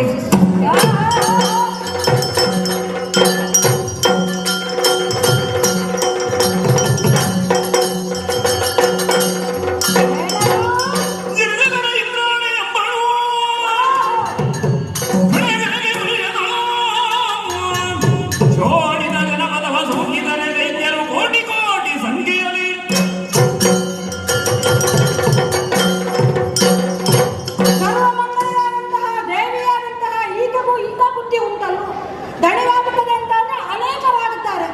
ಇಂದ್ರಾಣಿ ಅಂತ ಯಾರೋ ಒಬ್ಳು ಮೇಘನನ್ನ ಹಣೆಗೆ ಒಂದು ಬಾಣವನ್ನ ಬಿಟ್ಟರಲ್ಲ, ಅದರಿಂದ ಹೊಸರುತ್ತಿರುವಂತಹ ರಕ್ತ ಕೈ ಇಟ್ಟು ಅದನ್ನು ತಡೆದಿದ್ದೆ ಇದುವರೆಗೂ. ಹಾಗಿದ್ರೆ ಅವರಿಗೆ ಎಂತ ಬುದ್ಧಿ ಉಂಟು ಅಂತಾದ್ರೆ ಸುಲಭ ನಮಗದು ಇಲ್ವೇ? ನನಗೆ ವರಬಲ ಇಲ್ವೇ?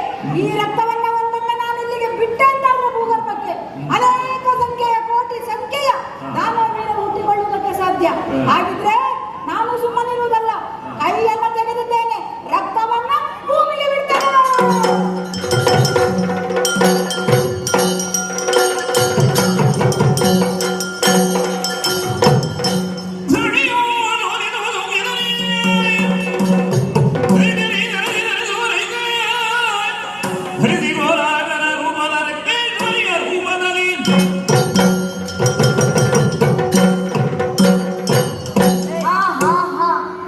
ರಕ್ತಬೀಜಾಸುರನ ನೊಸಲಿನಿಂದ ಹೊಸರುತ್ತಿರುವಂತಹ ರಕ್ತ, ಒಂದು ಬಿಂದು ರಕ್ತದಿಂದ ಕೋಟಿ ಕೋಟಿ ರಾಕ್ಷಸರು ಉತ್ಪತ್ತಿಯಾಗುತ್ತಾ ಇದ್ದಾರೆ.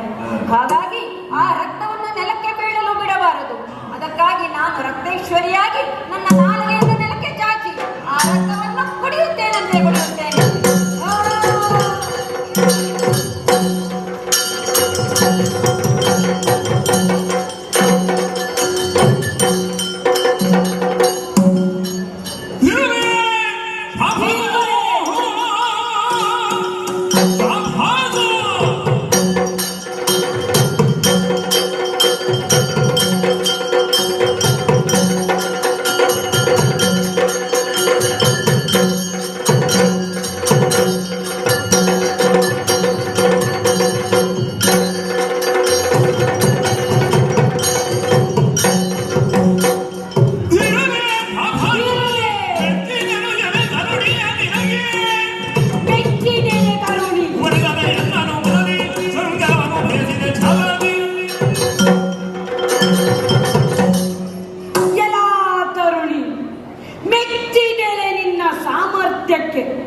ನನ್ನಳಿಯನಾದಂತಹ ರಕ್ತ ಬೀಜಾಖ್ಯನನ್ನು ಕೊಂದು ಹಾಕಿದ್ದಾಳೆ. ಧೀರರನ್ನೆಲ್ಲ ಸೋಲಿಸಿದ್ದಿ. ಹಾಗಾಗಿ ಸಾಹಸಗಾತಿ ಹೌದು ನೀನು. ಮದಗರ್ಭದಿಂದ ಕೊಬ್ಬಿ ಸೆಣಸಾಡಿದ್ದಿ.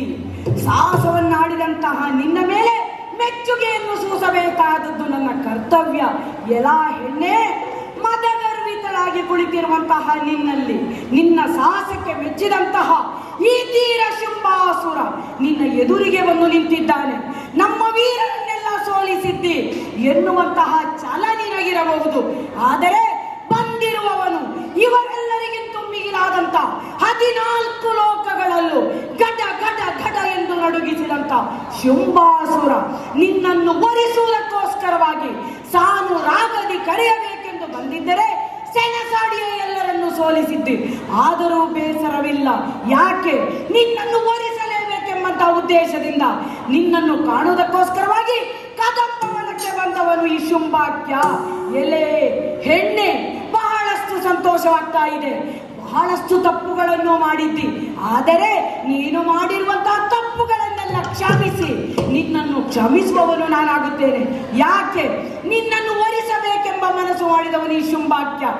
ಹಾಗಾಗಿ ಕೊನೆಯದಾಗಿ ನಿನ್ನಲ್ಲಿ ಹೇಳುತ್ತಾ ಇದ್ದೇನೆ, ಎಲೆ ಸುಂದರಿ, ಈ ಕಡೆಗೆ ನನ್ನನ್ನೊಮ್ಮೆ ನೋಡಿ. ಈ ಶುಂಭಾಕ್ಯ ಏನು ಎಂಬುದನ್ನು ನೀನು ತಿಳಿದುಕೊಂಡು ನನ್ನ ವಾಮ ಭಾಗವನ್ನು ನೀನು ಸೇರಿಕೊಂಡೆ ಎಂದಾದರೆ ನಿನ್ನನ್ನು ಮದುವೆಯಾಗಿ ಶೋಣಿತಾಪುರದ ರಾಣಿಯಾಗಿ ಮೆರೆಸುವವನು ಈ ಶುಂಭಾಕ್ಯ. ಹಾಗಾಗಿ ಈ ಕಡೆಗೆ ನನ್ನನ್ನು ನೋಡಿ. ಹೋರಾಟವಾದರೆ ಹೋರಾಟ ಯಾವುದಕ್ಕೂ ಸಿದ್ಧವಾಗಿರುವವನು ಈ ಶುಂಭಾಕ್ಯ. ನನ್ನ ಮಾತನ್ನು ನೀನು ಕೇಳಿ ಜೊತೆಗೆ ಸೆಣಸಾಡವೋ ಅಥವಾ ನನ್ನನ್ನು ಮದುವೆಯಾಗುವುದು ತೀರ್ಮಾನವನ್ನು ನಿನಗೆ ಬಿಟ್ಟಿದ್ದೇನೆ. ಎಲ್ಲ ಮದ ಗರ್ವಿತೆ ಹೆಣ್ಣೆ, ಏನು ಹೇಳುತ್ತೀವಿ? ಬರುತ್ತೀಯೋ ನನ್ನ ಜೊತೆಗೆ? ಶುಂಭಾಕ್ಯ, ಮುಚ್ಚುಬಾಯಿ.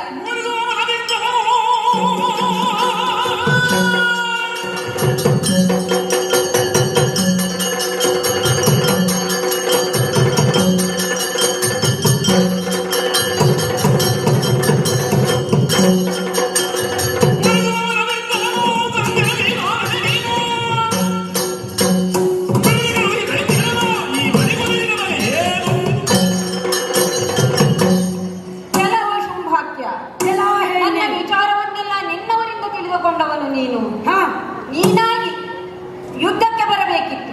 ಈ ಹೊತ್ತಿಗೆ ಬಂದಿರುವವನು ನೀನು ಇನ್ನವರ ಸಾವಿಗೆಲ್ಲ ನೀನೇ ಕಾರಣನಾದೆ.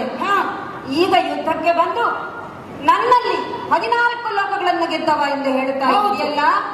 ಶರಣಾಗತನಾಗು.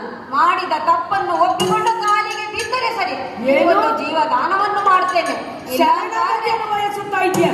ಎಲ್ಲ ಹುಲು ತರುಣಿ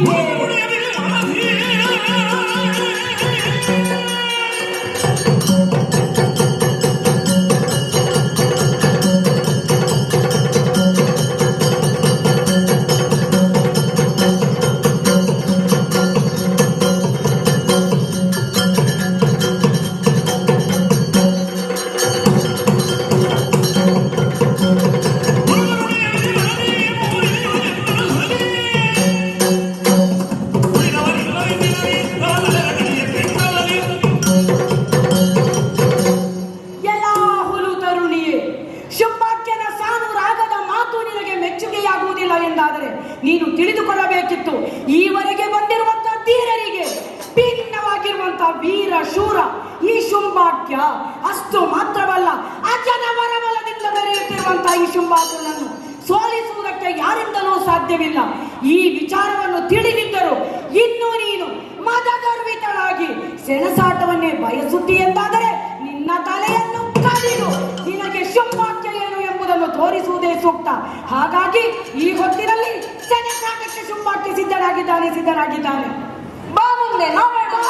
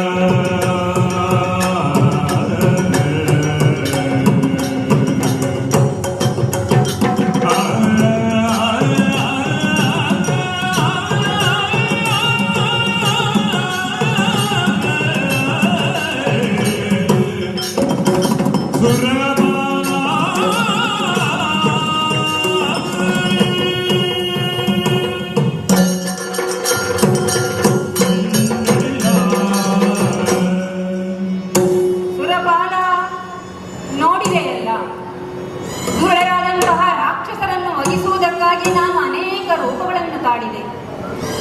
ಧೂಮ್ರಾಕ್ಷನನ್ನು ಕೊಂದು ಧೂಮಾವತಿಯಾದೆ, ಚಂಡಮುಂಡರನ್ನು ಕೊಂದು ಚಂಡಿಕೆಯಾದೆ, ರಕ್ತ ಬೀಜಾಸುರನನ್ನು ಕೊಂದು ರಕ್ತೇಶ್ವರಿಯಾದೆ, ಮಹಾಕಾಳಿಯಾದೆ, ನಿಶುಂಭನನ್ನು ಕೊಂದು ನಿಶುಂಭಾಂತಕಿಯಾದೆ, ಶುಂಭಾಸುರನನ್ನು ಕೊಂದು ಶುಂಭಾಂತಕಿಯಾದೆ.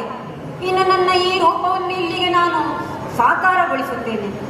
ಇನ್ನು ಮುಂದಕ್ಕೆ ಒಂದು ಯುಗ ಇದೆ, ದ್ವಾಪರ ಯುಗ. ಶ್ರೀಹರಿಯು ಅವತಾರ ಪುರುಷನಾಗಿ ಅಲ್ಲಿ ಜನಿಸಿದಾಗ ಧರ್ಮ ಸಂಸ್ಥಾಪನೆಗಾಗಿ ಆತನಿಗೆ ನಾನು ಸಹಾಯಕಳಾಗಿ ಚಂಡಿಕೆಯಾಗಿ ಅವತರಿಸುತ್ತೇನೆ. ಸುರನಾಥ, ಇನ್ನು ಮುಂದಕ್ಕೆ ನಿನಗೇನಾದರೂ ಕಷ್ಟಗಳು ಬಂದರೆ ತುಹಿನಗಿರಿಗೆ ಬಂದು ನಿಷ್ಠೆಯಿಂದ ನನ್ನನ್ನೇ ಪ್ರಾರ್ಥಿಸಿದಲ್ಲಿ ನಾನು ನಿನಗೆ ಒಲಿದು ನಿನ್ನ ಕಷ್ಟವನ್ನು ಪರಿಹರಿಸುತ್ತೇನೆ. ಈಗ ನಾನು ಅಂತರ್ಧಾನಳಾಗುತ್ತೇನೆ, ಅಂತರ್ಧಾನಳಾಗುತ್ತೇನೆ, ಅಂತರ್ಧಾನಳಾಗುತ್ತೇನೆ. ಮಟಂದ